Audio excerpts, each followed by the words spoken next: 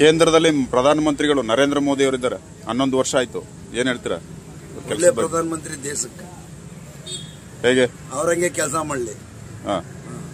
ಬರೀ ಜಮ್ಮು ಕಾಶ್ಮೀರಲ್ಲಿ ಹೊಡ್ಸದ್ರಲ್ಲ ಅಷ್ಟೇ ಸಾಕು. ಇನ್ನೇನು ಅಲ್ಲ, ಕೆಳವರ್ಗದವ್ರಿಗೆ ಬಡ ಜನಗಳಿಗೆ ಏನಾದ್ರು ಅವರಿಂದ ಹೆಲ್ಪ್ ಆಗಿದೆಯಾ? ಆಗಿದೆ. ಎಲ್ಲ ಅಕ್ಕಿ ಕೊಡ್ತಾ ಇರೋದು ಯಾರು? ಕರ್ನಾಟಕದವ್ರು ಕೊಡ್ತಾ ಇದಾರ. ರಾಗಿ ಎಲ್ಲ ಇವರು 5 kg ಅಕ್ಕಿ ಕೊಡ್ತೀವಿ ಅಂತ ಹೇಳಿದಾರಲ್ಲ, ದುಡ್ಡು ಕೊಡ್ತಾ ಇದ್ದಾರೆ. ಬನ್ನಿ, ಕೇಂದ್ರದಿಂದ ಬರೋದೇ ಕೊಡೋದು. ಇವತ್ತು ಕುಮಾರಸ್ವಾಮಿ ಹೇಳ್ತಾ ಇದ್ದಿಲ್ವಾ, ಅದೆಷ್ಟೆಷ್ಟೋ ದುಡ್ಡು ಬಿಟ್ಟಿವ್ನಿ, ಕುಮಾರಸ್ವಾಮಿ ಹೆಸರು ಹೇಳಿದ್ರೆ ಯಾಕ ಮತ್ತ ಕರ್ನಾಟಕಕ್ಕೆ ಬತ್ತವ್ರೆ ಅಂದ್ರೆ ಎಲ್ಲ ಓಡೋದವ್ರು ಅಂತ. ಈಗ ಕೇಂದ್ರದಲ್ಲಿ ಪ್ರಧಾನಮಂತ್ರಿಗಳು 11 ವರ್ಷ ಆಯ್ತು, ಅವ್ರಿಗೆ 75 ವರ್ಷ ಬೇರೆ ಆಯ್ತು. ಅದು ಪಕ್ಷ ಬಿಟ್ಟದ್ದು ತೀರ್ಮಾನ ಮಾಡ್ತಾರ. ನೆಕ್ಸ್ಟ್ ಯಾರು ಪ್ರಧಾನಿ ಅವ್ರು ತೀರ್ಮಾನ ಮಾಡ್ಕೊತಾರ. ಅಕಸ್ಮಾತ್ ಏನಾದ್ರು ಅವರು ಇನ್ನ 5 ವರ್ಷ ಮುಂದುವರಿಬಹುದು, ಯಾರು ಗೊತ್ತು. ಇನ್ನ ಒಂದ್ 5 ವರ್ಷ ಆಡಳಿತ ಮಾಡ್ಬೋದಾ? ಇರ್ಲಿ, ಪಾಕಿಸ್ತಾನಕ್ಕೆ ಹೊಡಿಗೆ ಅವರೇ ಸರಿ. ಅಂದ್ರೆ ಗಟ್ಟಿ ಗುಂಡಿಗೆರ ಅಂತ ವ್ಯಕ್ತಿ ಅಂತಂದ್ರೆ ಅವರೇ ಅಂತೀರ? ಅಲ್ಲ, ಮೊದ್ಲು ಎಲ್ಲ ಪ್ರಧಾನಮಂತ್ರಿಗಳೆಲ್ಲ ಸುಮಾರು ಜನ ಇದ್ರಲ್ವಾ, ಎಲ್ಲ ಮನಮೋಹನ್ ಸಿಂಗ್ ಅವರಿದ್ರು, ಅವರು 10 ವರ್ಷ ಆಡಳಿತ ಮಾಡಿದ್ರು. ಅವರು ಇಂದಿರಾ ಗಾಂಧಿ ಅವರಿದ್ರು, ಅದಕ್ಕಿಂತ ಮುಂಚೆ ರಾಜೀವ್ ಗಾಂಧಿ ಅವರಿದ್ರು. ಏನ್ ಮಾಡಿದ? ಉಳುವವರೇ ಭೂಮಿಯ ಒಡೆಯ ಅನ್ಬಿಟ್ಟು ಎಲ್ಲರಿಗೂ ಬೇರೆಯವ್ರು ಕೊಟ್ಟಿದ್ದ. ಅಲ್ಲ, ಬಡವರ್ಗೆ ಅನುಕೂಲ ಆಯ್ತು ಅಂತ ಹೇಳ್ತಾರೆ. ಬಡವ್ರಿಗಾಗಿಲ್ಲ, ಎಲ್ಲರಿಗೂ ಆಗೋರ್ಗಾಯ್ತು. ರಾಹುಲ್ ಗಾಂಧಿ ಅವ್ರಿಗೆ ಒಂದು ಚಾನ್ಸ್ ಕೊಟ್ಟು ನೋಡಿದ್ರೆ ಆಗಲ್ವಾ ಅಂತ? ರಾಹುಲ್ ಗಾಂಧಿ ಚಾನ್ಸ್ ಕೊಟ್ರೆ ಬರೀ ಕೋರ್ಟ್ಗೆ ಹೋಗ್ಬೇಕಷ್ಟೇ.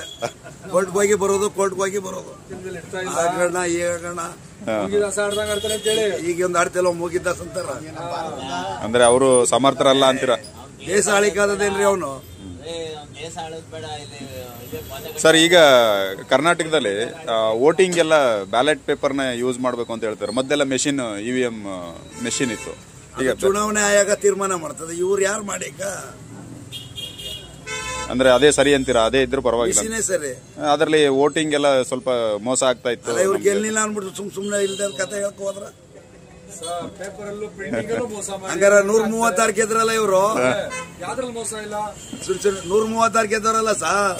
ಹಂಗಾರ ಇವ್ರು ಯಾಕೆ ಕಳ್ಳು ಓಟ್ ಹಾಕಿಲ್ಲ? ಸರಿ, ಅದರಲ್ಲೂ ಆಗಿರ್ಬೋದು ಮತ್ತೆ ಅಲ್ವಾ?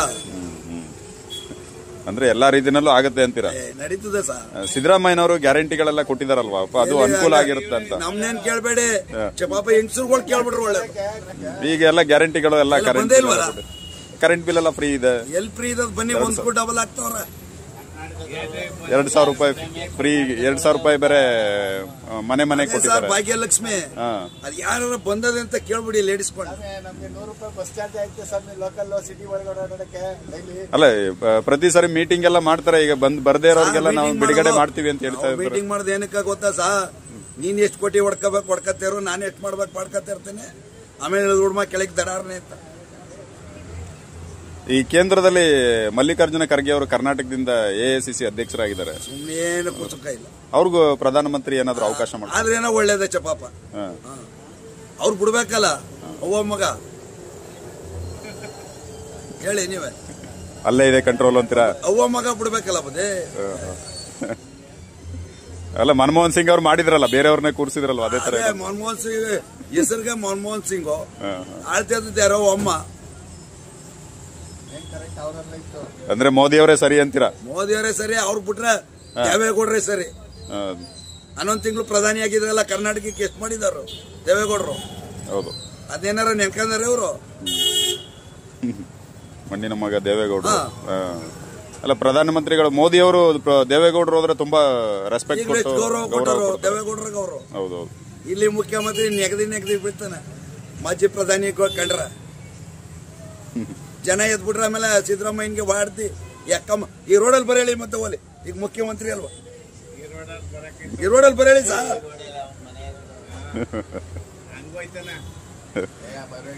ದಳ ಬಿಟ್ಟಾಗ ದೇವೇಗೌಡರಿಗೆ ಬೋದೋದಕ್ಕೆ ಜನ ಹೊಡೆದಿರೋದೇ ಸಾಕಿಲ್ಲಿ. ಸರ್, ಈಗ ಕೇಂದ್ರದಲ್ಲಿ ನರೇಂದ್ರ ಮೋದಿ ಅವರಿಗೆ 75 ವರ್ಷ ಆಯ್ತು. ನಿನ್ನೆ ಹೇಗಿದೆ ಆಡಳಿತ? ಚೆನ್ನಾಗಿ ಮಾಡ್ತಾ ಇದ್ದಾರೆ ಸರ್. ಚೆನ್ನಾಗಿ ಮಾಡ್ತಾಯಿದ್ದಾರೆ ಆಡಳಿತ. ಸರ್ವರಿಗೂ ಸಮಪಾಲು ಸರ್ವರಿಗೂ ಸಮಬಾಳು ಮಾಡಿ ಎಲ್ರಿಗೂ ಅನುಕೂಲ ಮಾಡ್ತಾಯಿದ್ದಾರೆ. ಆದರೆ ಈಗ ಸಾಮಾನ್ಯ ಜನಗಳು ಸ್ವಲ್ಪ ಕಷ್ಟ ಅನ್ನಿಸ್ತಾ ಇದೆ. ಮುಂದೆ ಎಲ್ರಿಗೂ ಒಳ್ಳೆಯದಾಗೋ ರೀತಿಯಲ್ಲಿ ಅವರು ಮಾಡ್ತಾಯಿದ್ದಾರೆ, ಚೆನ್ನಾಗಿ ಮಾಡ್ತಾರೆ. ಈಗ ಕಳೆದ ಪ್ರಧಾನಮಂತ್ರಿಗಳಿಗೆ ಹೋಲಿಸಿದ್ರೆ ಇವರು ಆಡಳಿತ ಹೇಗೆ? ಸರ್, ಪ್ರತಿಯೊಬ್ಬರು ಅವ್ರದೇ ಆದ ರೀತಿಯಲ್ಲಿ ಮಾಡ್ತಾರೆ ಸರ್. ಪ್ರತಿಯೊಬ್ಬರು ಜನ ಕಲ್ಯಾಣ ಮಾಡೇ ಮಾಡ್ತಾರೆ. ಪ್ರತಿಯೊಬ್ಬರಿಗೂ ಸಾರ್ವಜನಿಕ ಒಳ್ಳೆಯದಾಗೋ ರೀತಿ ಮಾಡ್ತಾರೆ. ಅವ್ರದೇ ಆದ ಸ್ಟೈಲ್ ಇರ್ತದಲ್ಲ ಸರ್, ಆ ರೀತಿ ಮಾಡ್ತಾರೆ.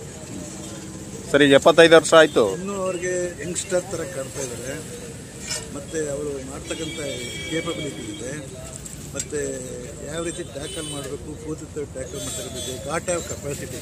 ಬಿಕಾಸ್ ಆಫ್ ಅವ್ರಿಗೆ ಮುಂದುವರೆದ್ರೆ ಅನುಕೂಲ ಆಗುತ್ತೆ, ಮುಂದುವರಿಬೇಕು ಅನ್ನಿಸಿಕೆ. ಈಗ ಅಮೆರಿಕದಲ್ಲಿ ಟ್ರಂಪ್ ಅವರು ಅವ್ರನ್ನ ಎದುರಾಕೊಂಡಿದ್ದಾರೆ. ಅದರಿಂದ ಏನಾದ್ರು ತೊಂದರೆ ಆಗುತ್ತಾ ಭಾರತಕ್ಕೆ? ನಮ್ಮದೇ ಅಭಿವೃದ್ಧಿ ಅಲ್ಲ ಸರ್, ನಾವೇ ಬೇರೆಯವ್ರು ಕೊಡ್ಬೋದು. ಅಷ್ಟೊಂದು ಡೆವಲಪ್ಮೆಂಟ್ ಮಾಡುವಂಥ ಎಲ್ಲ ಒಂದು ಅನುಕೂಲತೆಗಳನ್ನು ಕ್ರಿಯೇಟ್ ಮಾಡಿದ್ದಾರೆ. ಬಿಕಾಸ್ ಅದರಿಂದ ನಾವು ಅವರ ಹತ್ರ ಹೋಗಬೇಕಾದ ಅವಶ್ಯಕತೆ ಇಲ್ಲ, ನಾವೇ ಅವ್ರಿಗೆ ಕೊಡ್ಬೋದು. ಆರ್ಥಿಕತೆಯಲ್ಲಿ ಮುಂದುವರೆದಿದೆಯಾ? ಚೆನ್ನಾಗಿ ಮುಂದುವರೆದಿದೆ. ಯಾಕಂದ್ರೆ ಡಾಲರ್ ಮೇಲೆ ಡಿಪೆಂಡ್ ಆಗಬೇಕು ಎಲ್ಲ ದೇಶಗಳು. ನಮ್ಮ ದೇಶನೂ ಬಹುಭಾಗ ಡಿಪೆಂಡ್ ಆಗಿದೆ. ನಮ್ಮದು 100% ಆ ಲೆವೆಲ್ಗೆ ಹೋಗುತ್ತೆ.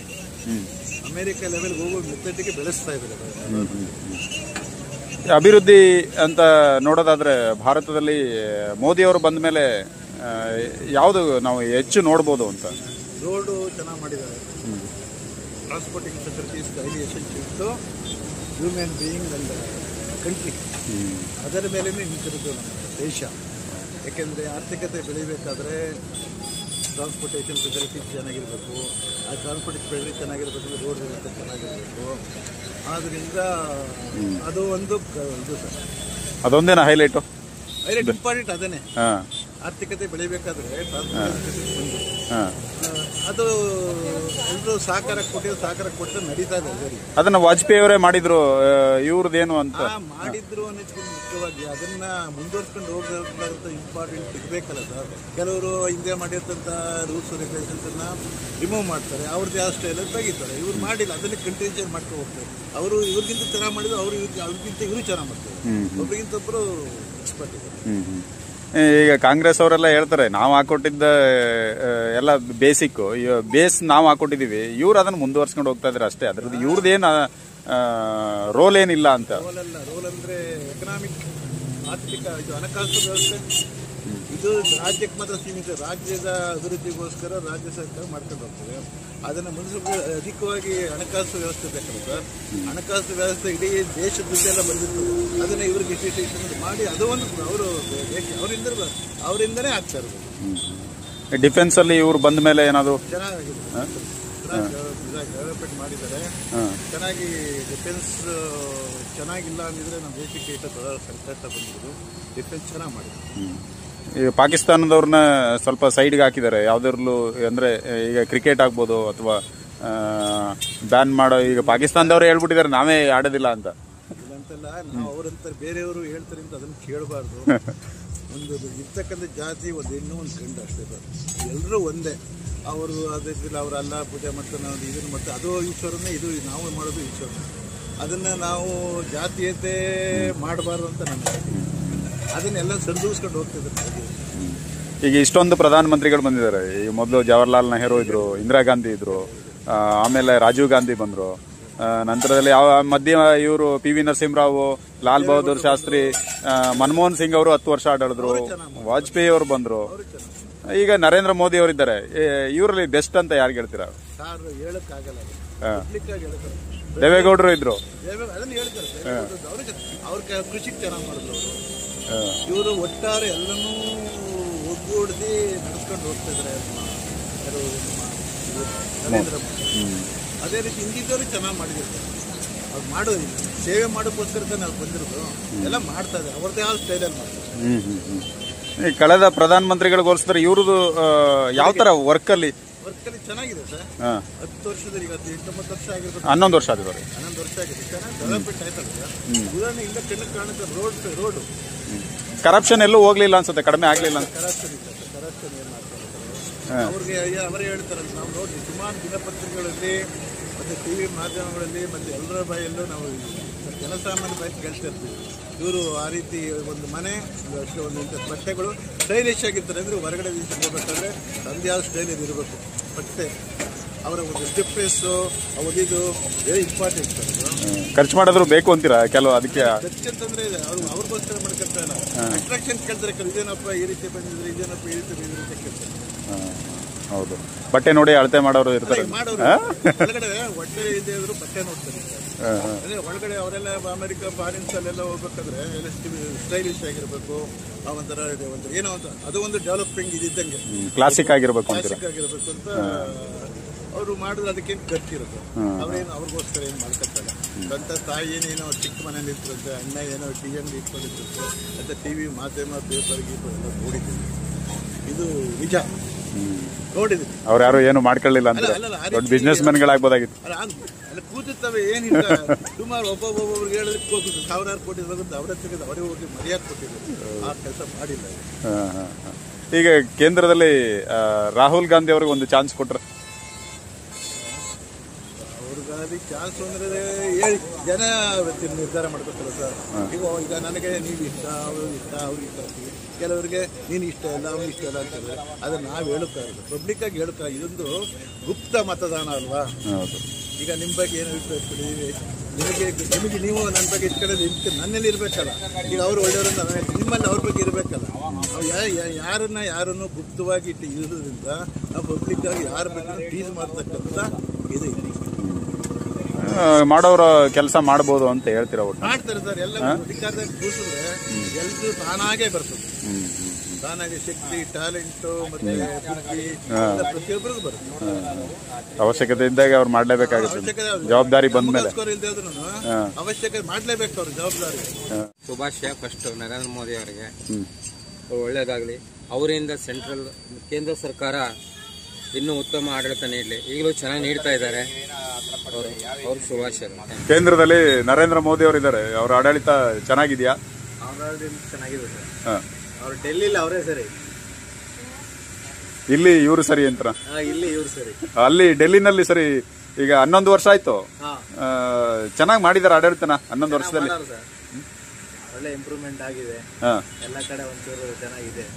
ಇನ್ನು ಅವರೇ ಮುಂದುವರಿ ಇದೆ ಎಲ್ಲ ಕಡೆ ದೇಶದಲ್ಲಿ.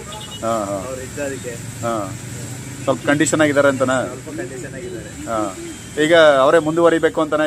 ಇನ್ನೂ ಒಂದು 5 ವರ್ಷ, ಇನ್ನು 3 ವರ್ಷ ಇದೆ. ಇನ್ನು 3 ವರ್ಷ ಮುಂದುವರಿತಾರೆ ಸರ್. ಈ ಟರ್ಮ್ ಪೂರ್ತಿ ಅವರೇ ಇರ್ಲಿ ಅಂತ. ನಿನ್ನೆ ಊಟದಪ್ಪ ಅವ್ರಿಗೆ ಪ್ರಧಾನಮಂತ್ರಿಗಳಲ್ಲಿ ಎಲ್ಲಾ ಪ್ರಧಾನಮಂತ್ರಿಗಳು ನೋಡಿದ್ರೆ ಸರ್, ಇದು ಪ್ರಧಾನಿಗಳಲ್ಲಿ ನೋಡ್ಬೇಕು ಅಂದ್ರೆ ಈಗ ಮೋದಿ ಬಿಟ್ರೆ ಅಲ್ಲ ಸರ್. ನಮ್ಮ ಬುದ್ಧಿ ತಿಳ್ಮಕ್ಕೆ ಅವಾಗೇನೋ ಅಷ್ಟು ತಿಳುವಳಿಕೆ ಇರ್ಲಿಲ್ಲ ನಮ್ಗೆ. 2ನೇ ಸ್ಥಾನ ಯಾರು ಕೊಡ್ತೀರಿ? ಮೋದಿನೇ ಸರ್. ಅಲ್ಲ, 1ನೇ ಸ್ಥಾನ ಮೋದಿ ಅವರು ಕೊಟ್ರಿ, 2ನೇ ಸ್ಥಾನ ಯಾರು ಕೊಡ್ತೀರಿ? ದೇವೇಗೌಡರು. ಗೌಡ್ರು ಬಿಟ್ರೆ ಮೋದಿ. ಜಾಸ್ತಿ ಆಳಿರ್ಲಿ ಆಳಿಲ್ದೇ ಇರ್ಲಿ, ತಿಂಗಳೇ ಆಗ್ಲಿ ಬಿಡು, 10 ತಿಂಗಳೇ ಆಗ್ಲಿ, 1 ದಿವಸನೇ ಆಗ್ಲಿ, ಅವ್ರು ಪ್ರಧಾನಿ ತಾನೆ. ಈಗಲೂ ಮಾಜಿ ಪ್ರಧಾನಿ ಅಂತಲೇ ತಾನೆ ಹೆಣ್ಣದು, ಬೇರೆ ಅನ್ನಕತ್ತಿದೆ. ಬೆಸ್ಟ್ ಸರ್ ಅವರು. ದೇವೇಗೌಡರು ಬಿಟ್ಟು ನೆಕ್ಸ್ಟ್ ಮೋದಿನೇ ಬೆಸ್ಟ್. ಅವ್ರು ಇನ್ನ ಒಂದ್ 5 ವರ್ಷ ಆಳಿದ್ರೆ ಏನ್ ತೊಂದ್ರೆ ಏನಿಲ್ಲ. ಮೋದಿ ಒಳ್ಳೇದ್ ಮಾಡ್ತಾರೆ, ಆರೋಗ್ಯವಾಗಿದ್ದಾರೆ. ಮಾಡ್ಲಿ ಸರ್, ಇನ್ನ 5 ವರ್ಷ ಆಳ್ಲಿ ಅಂತ ನಾವು ಹಾರೈಸ್ತೀವಿ. ದೇವ್ರ ಆಯುಷ ಆರೋಗ್ಯ ಕೊಡ್ಲಿ ಅವ್ರಿಗೆ. ಬೇರೆ ಸೆಂಟ್ರಲ್ ಏನಾರು ಬೇರೆ ಕುತ್ಕೋತು ಅಂದ್ರೆ ಮುಗಿದೋಯ್ತು ಅವ್ರ ಕತೆ. ಕಾಂಗ್ರೆಸ್ ಬಂದು ಕುತ್ಕೊಂಡ್ರೆ ಹೊಟ್ಟಾಯ್ತು, ಚಾಪ್ರೆ ಕ್ಲೋಸ್. ಇಲ್ಲ ಬರಲ್ಲ, ಬರಕ್ ಬಿಡೋದು ಇಲ್ಲ ಸರ್ ಕಾಂಗ್ರೆಸ್. ಸೆಂಟ್ರಲ್ ಅಲ್ಲಿ ಪಕ್ಕ ಏನು ಬಿಜೆಪಿ ಕ್ಯಾಂಡಿಡೇಟ್ ನ ಹುಡುಕಿ ಮಡಗಿದ್ದಾರೆ ಅವ್ರು. ಯಾರೋ ಮೋದಿ ಅವ್ರು ಇಲ್ಲ ಅಂದ್ರು ಅವ್ರ ಪೊಸಿಷನ್ಗೆ ಹುಡುಕ್ ಮಡಗಿದ್ದಾರೆ. ಅವ್ರು ಬಂದ್ರೆ ಮಾತ್ರ ಇವ್ರಿಗೆ ಯಾರಿಗೂ ಉಳ್ಗಾಲ ಇಲ್ಲ. ಇಷ್ಟ ಹೇಳ್ಬೋದು ಸರ್. ಇದ್ರಲ್ಲೂ ಅಷ್ಟೇ, ಈ ಸಲನೇ ಗಿಮಿಕ್ ನೋಡಿ. ನೆಕ್ಸ್ಟ್ ಎಲೆಕ್ಷನ್ ನಡೀತದೆ ನೋಡಿ, ಅವಾಗ ನೋಡಿ ಎಲ್ಲಿ ಯಾವ್ದು ಕೂತ್ಕೋತೀವಿ ಅಂತ. ಈ ಸಲ ಏನೋ ಗಿಮಿಕ್ ಮಾಡ್ಕೊಂಡು ಅದ್ ಕೊಡ್ತೀವಿ ಇದ್ ಕೊಡ್ತೀವಿ ಅನ್ಕೊ ಬಂದ್ರು. ನೆಕ್ಸ್ಟ್ ಎಲೆಕ್ಷನ್ ಐತೆ ನೋಡಿ, ಅವಾಗ ನೋಡಿ. ಕೇಂದ್ರದಲ್ಲಿ ನರೇಂದ್ರ ಮೋದಿ ಅವರು ಆಡಳಿತ ಮಾಡ್ತಾ ಇದ್ರು 11 ವರ್ಷ ಆಯ್ತು. ಎಷ್ಟು ಸರ್? 11 ವರ್ಷ ಆಯ್ತು. ಈಗ ಎಷ್ಟು ಆಡಳಿತ ಅಲ್ಲ, ಉತ್ತಮವಾಗಿ ಆಡಳಿತ ನಡೆಸ್ತಾ ಇದಾರ ಬೇರೆಯವರು ಕಂಪೇರ್ ಮಾಡಿದ್ರೆ? ಇನ್ನ ಒಂದು 5 ವರ್ಷ ಕಂಟಿನ್ಯೂ ಮಾಡಬಹುದಾ ಅಂತ? ಬಿಜೆಪಿ ಸರ್ಕಾರ 75 ವರ್ಷ ಆಯ್ತು ಸಾಕು ಅಂತ ಕೆಲವರು ಹೇಳ್ತಾರೆ. ಏನ್ ಹೇಳ್ತಾರೆ? ಸಾಕು ಅಂದ್ರೆ ಜನಾಭಿಪ್ರಾಯ ತಿಳಿಸ್ಬೇಕಲ್ಲ ಸರ್. ಅವ್ರು ಸಾಕು ಅಂತಾರೆ, ಜನಾಭಿಪ್ರಾಯ ಯಾರೋ ಕೆಲವರು ಹೇಳ್ಬಿಟ್ರ ತಕ್ಷಣ ಆಗಲ್ಲ ಅಂತೀರ? 10 ಜನಕ್ಕೆ 9ರಲ್ಲಿ ಒಬ್ಬ ಬೇಡ ಅಂದೇ ಬರ್ತಾನೆ. ಅದರಲ್ಲಿ 100ಕ್ಕೆ 50 ಗ್ಯಾರಂಟಿ ಸಿಗ್ತದೆ ಅವ್ರಿಗೆ. ಇಲ್ಲಾಂದ್ರೆ 75% ಆದ್ರೂ ಗ್ಯಾರಂಟಿ ಅವ್ರ ಆಡಳಿತನೇ ಇರಬೇಕು ಸೆಂಟ್ರಲ್ಲಿ. ಇಲ್ಲಿ ಇದ್ರಲ್ಲಿ ಬಿಡಿ, ಇವ್ ಲೋಕಲ್ ಇದು ಏನು ಮಾಡಕ್ಕಾಗಲ್ಲ. ಇಲ್ಲೂ ಬಿಜೆಪಿನೇ ಕೂತ್ಕೊಂಡ್ರೆ ಉತ್ತಮ. ಇಲ್ಲಿ ಈಗ ಬಿಜೆಪಿನಲ್ಲೇ ಎಲ್ಲ ಸ್ವಲ್ಪ ಫೈಟಿಂಗ್ ಎಲ್ಲ ಸ್ಟಾರ್ಟ್ ಆಗ್ಬಿಟ್ಟಿದೆ, ಒಳ ಜಗಳ. ಯತ್ನಾಳ್ ಅವರು ಆ ಕಡೆ ಎಳಿತಾರೆ, ಈ ಕಡೆ ವಿಜಯೇಂದ್ರ ಅವ್ರು ಎಳಿತಾರೆ. ಮಾಮೂಲಿ ಅದು. ಇಲ್ಲೂ ಬಿಜೆಪಿನೇ ಕುತ್ಕೋಬೇಕು, ಅವಾಗ ಎರಡಕ್ಕೂ ಅಡ್ಜಸ್ಟ್ಮೆಂಟ್ ಆಗಿ ಕ್ಲೀನ್ ಆಗಿ ಸರ್ಕಾರ. ಈಗ ಇಲ್ಲಿ ಯಾರು ಬೆಟ್ರು ಸರ್? ಈಗ ವಿಜಯೇಂದ್ರ ಬಿಜೆಪಿನಲ್ಲಿ ವಿಜಯೇಂದ್ರ ಅವ್ರು ಬೆಟ್ರ ಅಥವಾ ಅಶೋಕ್ ಅವ್ರು ಬೆಟ್ರ, ಯತ್ನಾಳ್ ಅವ್ರು ಬೆಟ್ರ? ಸರ್ ಅಶೋಕ್ ಕೊಡ್ಬೇಕು ಸರ್. ಅಶೋಕ್ ಸರ್, ಅಶೋಕ್ ಅವ್ರು ಆಗ್ಬೇಕು. ಇವ್ರು ಬಂದವ್ರೆ, ಯದುವೀರು ಅವರು ಮಾಡ್ತಾ ಇದಾರೆ. ಅವ್ರು ಈ ಕ್ಯಾಂಡಿಡೇಟ್, ಹೊಸ ಕ್ಯಾಂಡಿಡೇಟ್, ಆದ್ರೂ ಶ್ರಮ ಬಿದ್ದು ಕೆಲಸ ಮಾಡ್ತಾ ಇದಾರೆ. ನಾಗೇಂದ್ರ ಅವರು ಇದ್ರು, ಅವರು ಮಾಡಿದ್ದಾರೆ. ನೆಕ್ಸ್ಟ್ ಆ ಕಡೆ ಅವರೇ ಬರಬೇಕು ಅಂತ ನಮ್ಮ ಅಭಿಪ್ರಾಯ. ಬಿಜೆಪಿ ಸರ್ಕಾರ ಒಳ್ಳೇದು. ಜಾತಿ ಗಣತಿ ಅಂತ ಒಂದು ಮಾಡ್ತಾ ಇದಾರೆ ಸರ್ ಎಲ್ಲಾರು. ಈ ಜಾತಿ ಗಣತಿನಲ್ಲಿ ಎಲ್ಲಾ ಜಾತಿನೂ ಬೇಕು ಸರ್. ಆ ಜಾತಿ ಬೇಕು, ಈ ಜಾತಿ ಬೇಡ. ಜಾತಿ ಇದು ಮಾಡಿದ್ರೆ ಅದು ವೈದ್ಯಕೀಯ ಆಗೋದಿಲ್ಲ. ಜಾತಿ ಅಂದ್ರೆ ಇವ್ರುಗಳು ಇವ್ರುಗಳು ದುರುಪಯೋಗ ಪಡಿಸ್ಕೊತಾರ. ಅದು ಇದೆ ಜಾತಿದು. ಎಲ್ಲಾ ಜಾತಿನೂ ಇದ್ರೇನೆ ಅದು ರಾಜಕೀಯ. ಎಲ್ಲ ಬೇಕು. ನಾನೊಬ್ಬ ಗೌಡ ಬೇಕು, ಕುರುಬ ಬೇಡ, ಅದೊಂದಲ್ಲ. ಎಲ್ಲಾ ಜಾತಿನೂ ಬೇಕು. ಎಲ್ಲಾ ಜಾತಿ ಓಟ್ ಬಿದ್ರೆ ನಾವು ಒಬ್ಬ MLA, ಒಬ್ಬ ಮುಖ್ಯಮಂತ್ರಿ ಆಗ್ತೀವಿ. ಅವ್ರವ್ರ ಜಾತಿ ಬಿಟ್ಟು ಅವರೇ ಓಟ್ ಹಾಕಿಸ್ಕೊಟ್ರೆ ಹೆಂಗ್ MLA ಮುಖ್ಯಮಂತ್ರಿ ಆಯ್ತಾರೆ. ಮುಖ್ಯಮಂತ್ರಿ ಅಂದ್ರೆ ಇಡೀ ರಾಜ್ಯನೇ ನೋಡ್ಬೇಕಂತ ಎಲ್ಲಾ ಜನ ಸೇರಿಸ್ಕೊಂಡೇ ಮಾಡ್ಬೇಕು. ಜನಗಳಿಗೆ ಒಳ್ಳೇದ್ ಮಾಡ್ಕೊಡ್ಬೇಕು. ನಿಮ್ ಕೈಯಿಂದ ಏನ್ ಮಾಡಲ್ಲ, ನಿಮ್ ಕೈಯಿಂದ ಖರ್ಚಾಕಂತೂ ಮಾಡಲ್ಲ. ಸರ್ಕಾರದಿಂದ ಏನ್ ಬರ್ತದೆ ಅದ್ರಲ್ಲಿ ಒಳ್ಳೇದ್ ಮಾಡ್ಬೇಕು. ಮೋದಿ ಅವ್ರ ಬಗ್ಗೆ ಯಾರು ಏನ್ ಮಾತಾಡಂಗಿಲ್ಲ ಗುರುಗಳ. ಇಡೀ ವಿಶ್ವ ದಾಖಲೆ ಅಲ್ವಾ ಸರ್ ಅದು, ವರ್ಲ್ಡ್ ರೆಕಾರ್ಡು. ಅಬ್ದುಲ್ ಕಲಾಂ ಅಲ್ಲಿ, ಮೋದಿ ಅಲ್ಲಿ, ಆಮೇಲೆ ಇವ್ರು ಇದ್ರಲ್ಲ ಆದಿತ್ಯನಾಥ್, ಯೋಗಿ ಆದಿತ್ಯನಾಥ್ ಬಹಳ ಒಳ್ಳೆ ಮನುಷ್ಯ ಅಲ್ವಾ ಸರ್. ಈ ಕ್ಯಾರ್ಪಡಲ್ ಒಬ್ರು ಇದ್ರು, ಸಭಾಪತಿ ಆಗಿದ್ರು, ಕೃಷ್ಣ ಅವರು ಅಂತ. ಪಾಪ ಸಿಂಪಲ್, ಒಂದ್ ಆಟೋದಲ್ಲಿ ಓಡಾಡೋರು, ಒಂದ್ ಸೈಕಲ್ ಓಡಾಡ್ತಿದ್ರು. ಅಂತ ರಾಜಕಾರಣಿಗಳಿಗೆ ಎಷ್ಟು ಬೇಕಾದ್ರೂ ನಾವು ಮನಸ್ಕೊಂಡು ಜಾತಿ ರಾಜಕಾರಣ ಮಾಡ್ಕೊಂಡು ಏನು ಪ್ರಯೋಜನ ಇಲ್ಲ ಸರ್. ಪ್ರತಿಯೊಂದು ಇಡೀ ರಾಷ್ಟ್ರಕ್ಕೆ ಒಳ್ಳೇದಾಗ್ಬೇಕು. ಇವತ್ತು ನೆಮ್ಮದಿಯಾಗಿದೀವಿ ಅಂದ್ರೆ ಅದಕ್ಕೆಲ್ಲ ಮೋದಿಯವ್ರ ಕಾರಣ. 140 ಕೋಟಿ ಜನಸಂಖ್ಯೆನೂ ಕೂಡ ಯಾವುದೇ ನೋಡಿ, ಹಾಸನ ಜಿಲ್ಲೆಯಲ್ಲ ನಮ್ಮೂರಲ್ಲಿ ಮೊನ್ನೆ ಗಲಾಟೆ ಇದಾಗದೆ. ಟಿಪ್ಪರ್ ಬಂದು ಹೊಡೆದ್ಬಿಟ್ಟು 12 ಜನ ಸತ್ತವ್ರು, 10 ರಿಂದ 12 ಜನ. ಮೋದಿಗೆ ವಿಷಯ ತಿಳಿಸಿ ಮೋದಿಯವರು ಅಲ್ಲಿಂದ 2 ಲಕ್ಷ ರೂಪಾಯಿ ಪರಿಹಾರ ಕೊಟ್ಟವ್ರೆ. ಯಾಕೆ ನಮ್ಮ ರಾಷ್ಟ್ರದೊಳಗಡೆ ಇರ್ತಕ್ಕಂಥ ಅವನೊಬ್ಬ ಪ್ರಜೆ. ಇವತ್ತು ಪ್ರತಿಯೊಬ್ಬರಿಗೂ ಅನುಕೂಲ ಆಗ್ತಾ ಇದೆ ಸರ್. ಬೇರೆ ವಿಷಯ ನೀವು ಮಾತಾಡಕ್ಕೆ ಇಷ್ಟಪಡಲ್ಲ, ಒಳ್ಳೇದನ್ನ ನಾವ್ ಹೇಳ್ತಾ ಇದೀವಿ, ಬೇರೆಯವ್ರನ್ನ ಯಾಕೆ ಗುರ್ತಿಸ್ಲಿ. ಈಗ ಮೋದಿ ಅವ್ರ ಬಗ್ಗೆ ನಾವೇನು ಮಾತಾಡಂಗಿಲ್ಲ. ಎಂತ ಮನುಷ್ಯ ಸರ್ ಅವರು. ಅವ್ರ ಅಕ್ಕ ತಂಗಿಯರು, ಅಣ್ಣ ತಮ್ಮದು ಏನಾದ್ರು ಮಾಡ್ಕೊಂಡಿದಾರ ನೋಡಿ. ಅಬ್ದುಲ್ ಕಲಾಂ ತಮಿಳುನಾಡಿನಲ್ಲಿ ಒಂದು ಛತ್ರಿ ಕೊಡೆ ರಿಪೇರಿ ಮಾಡ್ಕೊಂಡಿದಾರಂತ ಅವ್ರ ತಮ್ಮ. ಮೋದಿ ಅವ್ರ ಆದಿತ್ಯನಾಥ್ ತಂಗಿ ರೋಡ್ ಸೈಡ್ ಅಲ್ಲಿ ಒಡೆ ಬಜ್ಜಿ ಹಾಕೊಂಡವ್ರೆ. ಏನು ಇಲ್ಲ, ಅವ್ರ ಬಂಡವಾಳ 10,000 ರೂಪಾಯಿ ಬಂಡವಾಳ ಇಲ್ಲ. ಅವ್ರ ಆ ಕಡೆ ಗಮನ ಕೊಡಲ್ಲ. ನಾವ್ ಯಾರು ಬೆಳೆಸಬಾರ್ದು, ನಾವೇನೋ ದೇವ್ರು ಬಂದು ಒದಗಿಸ್ಕೊಟ್ಟವ್ರೆ. ನಮ್ಮ ತಂದೆ ತಾಯಿ ಮಾಡಿದಂತ ಕುಲ ನಮ್ಮ ರಾಷ್ಟ್ರಕ್ಕೆ ಅನುಕೂಲ ಆಗ್ಬೇಕಂತ ನೋಡಿ. ಅಂತ ದೊಡ್ಡಣ್ಣ ನಾವು ಮಹಾರಾಷ್ಟ್ರನೇ ಮೋದಿಗೆ ಮೊದಲಾಗ್ಬೋದು. ಹೆಂಗ್ ಕಡಿವಾಣ ಆಗ್ತಾರೆ ಮೋದಿ ಅವರು. ಏನು ಹೇಳ್ಕೊಡಲ್ಲ ಅವರು ಪೂರ್ವಯೋಜಿತವಾಗಿ. ಪ್ರೀ ಪ್ಲಾನ್ ಎಲ್ಲ ಹೋಗಿ ನಿಂತ್ಕೊಂಡಿಟ್ಗೆ ವಿತೌಟ್ ಬೇರೆಯವ್ರ ಕಡೆಯಿಂದ ಏನು ಅವರು ಅನುಕೂಲ ತಗೊಳ್ಳಲ್ಲ. ಕಾರಣ ಹೋಗಿ ಡೈರೆಕ್ಟ್ ಆಗಿ ಪಬ್ಲಿಕ್ ಮುಂದ್ಗಡೆ ಅವ್ರು ಮಾತನಾಡ್ತಾರೆ. ಎಲ್ಲಿ ರಾಷ್ಟ್ರನೇ ಒಪ್ಕೊಳ್ತದಲ್ಲ. ಎಂತೆಂತ ರಾಷ್ಟ್ರಗಳು ಮೋದಿ ಅವರಿಗೆ ಸಪೋರ್ಟ್ ಮಾಡಕ್ ಬಂದವೆ. ಮೋದಿ ಜನಸಾಮಾನ್ಯರ ಒಳ್ಳೆ ಮನುಷ್ಯ ಸರ್ ಅವರು. ಗುಂಡ್ಲುಪೇಟೆ ತಾಲೂಕಿನಲ್ಲಿ ಅವ್ರ ತಮ್ಮ ಇಲ್ಲೇ ಆಕ್ಸಿಡೆಂಟ್ ಆದ ನಾವೆಲ್ಲ ಹೋಗಿದ್ವಲ್ಲ ನೋಡಕ್ಕೆ, ಬೇಗೂರ್ ಹತ್ರ. ನೋಡಿ ಏನಾರು ಅವ್ರಿಗೆ ಇಂಟಿಮೇಷನ್ ಬಂತ, ಮಾಮೂಲಿ ಗೌರ್ಮೆಂಟ್ ಹಾಸ್ಪಿಟಲ್ ತಗೊಂಡೋದ್ರ ಅವ್ರನ್ನ, ಮೋದಿ ತಮ್ಮನ್ನ. ಒಳ್ಳೆ ಮನುಷ್ಯ. ನಮ್ಗಳ ಸಹಕಾರ ಮೋದಿಗೆ ಇರ್ಬೇಕು ಇವ್ರೆ. ಅದಿಲ್ಲ ಅಂದ್ರೆ ನಾವು ಬದುಕಕ್ಕಾಗಲ್ಲ. ಇವತ್ತು ಏನ್ ಮಾಡ್ತಾರೆ ಅಂದ್ರೆ ಆಡಂಬರಕ್ಕೆ ಒಂದ್ 500 ರೂಪಾಯಿ ಕೊಟ್ರು, 1000 ರೂಪಾಯಿ ಕೊಟ್ರು ಅಂತ ಅವ್ರ ಓಟನ್ನ ಅವ್ರು ಮಾರ್ಕೋತಾರೆ. ಪ್ರಯೋಜನ ಇಲ್ಲ. ಏನ್ ಪ್ರಯೋಜನ ಇಲ್ಲ ಗುರುಗಳೇ. ಇವತ್ತು ವಿದ್ಯಾವಂತರಾಗಬೇಕು ಅನ್ನೋದು ಎಲ್ಲರ ಆಸೆ, ಅವ್ರ ಆಸೆ. ಪ್ರತಿಯೊಬ್ಬ ಪ್ರಜೆನೂ 3 ಟೈಮ್ ಊಟ ಮಾಡಬೇಕು ಅನ್ನೋ ಆಸೆ ಅವ್ರದ್ದು. ಬಹಳ ಒಳ್ಳೆ ಮನುಷ್ಯ ಬಿಡಿ. ಮೋದಿ ಬಗ್ಗೆ ಕೇವಲ ಮಾತಾಡೋರು ನಿಜವಾಗ್ಲೂ ಅವರು ನಮ್ಮ ರಾಷ್ಟ್ರದ ಜನವೇ ಅಲ್ಲ. ಅಲ್ಲ, ಬರೀ ಶ್ರೀಮಂತರಿಗೆ ಮಾತ್ರ ಇವರು ಸ್ವಲ್ಪ ಓಲೈಕೆ ಮಾಡ್ತಾರೆ, ಬಡ ಜನಗಳಿಗೆ ಯಾವ್ದು ಇಲ್ಲ ಸರ್. ಮನುಷ್ಯ ಮಾತಾಡೋ ಜನ ಅವರು ವಿದ್ಯಾವಂತರಾದ್ರೆ ಬುದ್ಧಿವಂತರಾದ್ರೆ ಮಾತಾಡಲ್ಲ ಅವರು. ಇಡೀ ರಾಷ್ಟ್ರದ ಜನನ 2 ಕಣ್ಣಿಂದ ನೋಡ್ತಾರೆ ಅವರು. ನಾವೇಂಗ್ ನಮ್ಮ ಮಕ್ಕಳು ನೋಡ್ಕೊಳ್ತೀವೋ ಅದೇ ರೀತಿ ಇಡೀ ರಾಷ್ಟ್ರದ ಜನ ನೋಡ್ತಾ ಇದ್ದಾರೆ. ಯಾರು ತೊಂದರೆ ಆಗಿದೆ ಸರ್ ಇವತ್ತು? ಯಾರು ಸರ್ ಈ ತರ ಮಾಡಿಸಿದ್ರು? ಮುದ್ರಾ ಯೋಜನೆ ಎಷ್ಟು ಜನ ಉಪಯೋಗ ಪಡ್ಕೊಂಡವ್ರೆ. ವಿಷಯ ತಿಳಿದಿಲ್ಲ, ಗೊತ್ತಿಲ್ಲ, ಕೆಲವು ಉಪಯೋಗ ಪಡ್ಕೊಂಡಿಲ್ಲ. ಗೊತ್ತಿರ್ತಕ್ಕಂಥವ್ರು ಎಲ್ಲಾ ರೀತಿಯ ಸೌಲಭ್ಯಗಳನ್ನ ಪಡ್ಕೊಂಡವ್ರೆ. ಇವತ್ತು ಯಾರು ಸರ್ ಇದ್ದಾರೆ ರೋಡ್ನಲ್ಲಿ, ಫುಟ್ಪಾತ್ನಲ್ಲಿ ಮಲಗಿರೋದು? ಎಲ್ಲರೂ ಸಹಕಾರ ಕೊಡ್ತಾರೆ. ಅವ್ರು ನೋಡಿ ಮೊನ್ನೆ ಹೇಳ್ತೀರಾ, ಒಂದು ಹಸುಗೆ ಕಾಲು ಮುರಿದ್ರೆ ಅದು ಹೋಗಿ ಕಾಯ್ತಾ ಇಲ್ಲ. ಒಂದು ಮಗು ಅವ್ರ ಅಪ್ಪನ ಹತ್ರ ನಿಂತ್ಕೊಂಡು ಸ್ಕೂಟ್ರಲ್ಲಿ ಆ ಬಿಸ್ಕೆಟ್ ಪಟ್ಟ ತಗೊಂಡು ಹೊಸ ಕೊಡ್ತಾ ಇದೆ, ಕಾಲು ಕಟ್ಟಾಗಿದೆ ಅಂತ. ಅಂಥ ಜನ ನಮ್ಮ ರಾಷ್ಟ್ರದಲ್ಲಿ ಅವರೇ. ಏನಪ್ಪ ಅಂದರೆ ಅವ್ರಿಗೆ ನಾವು ಏನು ಕೊಡೋದು ಬೇಡ, ಸಹಕಾರ ಕೊಡ್ಬೇಕಾಗ್ತದೆ. ಸಹಕಾರ ಬೆಂಬಲ ಕೊಡಬೇಕು, ಇದೇನು ಅವಶ್ಯಕತೆ ಇರಲ್ಲ. ಭಾಳ ಒಳ್ಳೆ ಮನುಷ್ಯ ಸರ್ ಮೋದಿಯವರು. ಮೋದಿಯವ್ರ ಬಗ್ಗೆ ಎಷ್ಟು ಹೇಳಿದ್ರು ಸಾಲದು ಸರ್. ಜನಗಳು ಒಂದ್ ಕಡೆ ಒಂದ್ ರೀತಿ ಮಾತಾಡ್ತಾರೆ, ಇನ್ನೊಂದ್ ಕಡೆ ಯಾವುದೋ ಜಾಗ ಇರ್ತದೆ, ರೆಸ್ಟೋರೆಂಟೋ ಬಾರ್, ಅಲ್ಲೇ ಒಂದ್ ರೀತಿ ಮಾತಾಡ್ತಾರೆ. ಜನಗಳ ಮನಸ್ಸು ಚಂಚಲ ಇದೆ, ನಾವೇನು ಮಾಡ್ಲಿಕ್ಕೆ ಆಗಲ್ಲ. ಅದಕ್ಕೆ ಮೋದಿ ಬಗ್ಗೆ ಬಿಡಿ ಸರ್, ಮೋದಿ ಬಗ್ಗೆ ನಾವ್ ಯಾರು ಏನು ಮಾತಾಡಕ್ ಆಗಲ್ಲ ಸರ್. ಈಗ ದೇಶದಲ್ಲಿ ಸರ್ವತೋಮುಖವಾಗಿ ಬೆಳವಣಿಗೆ ಆಗ್ತಾ ಇದೆಯಾ ಅಂತ ಎಲ್ಲ ಮೂಲೆಗೂ ಅನುಕೂಲ ಆಗಿದೆ ಸರ್. ಕೆಲವ್ರು ಹೇಳ್ಬೋದು ನಮ್ಗೇನು ಅನುಕೂಲ ಮಾಡ್ಕೊಟ್ಟಿಲ್ವಲ್ಲ ಅಂತ. ಸಾಮೂಹಿಕವಾಗಿ ಮಾಡಿದಾಗ ಎಲ್ರಿಗೂ ಅನುಕೂಲ ಅಲ್ವೇ?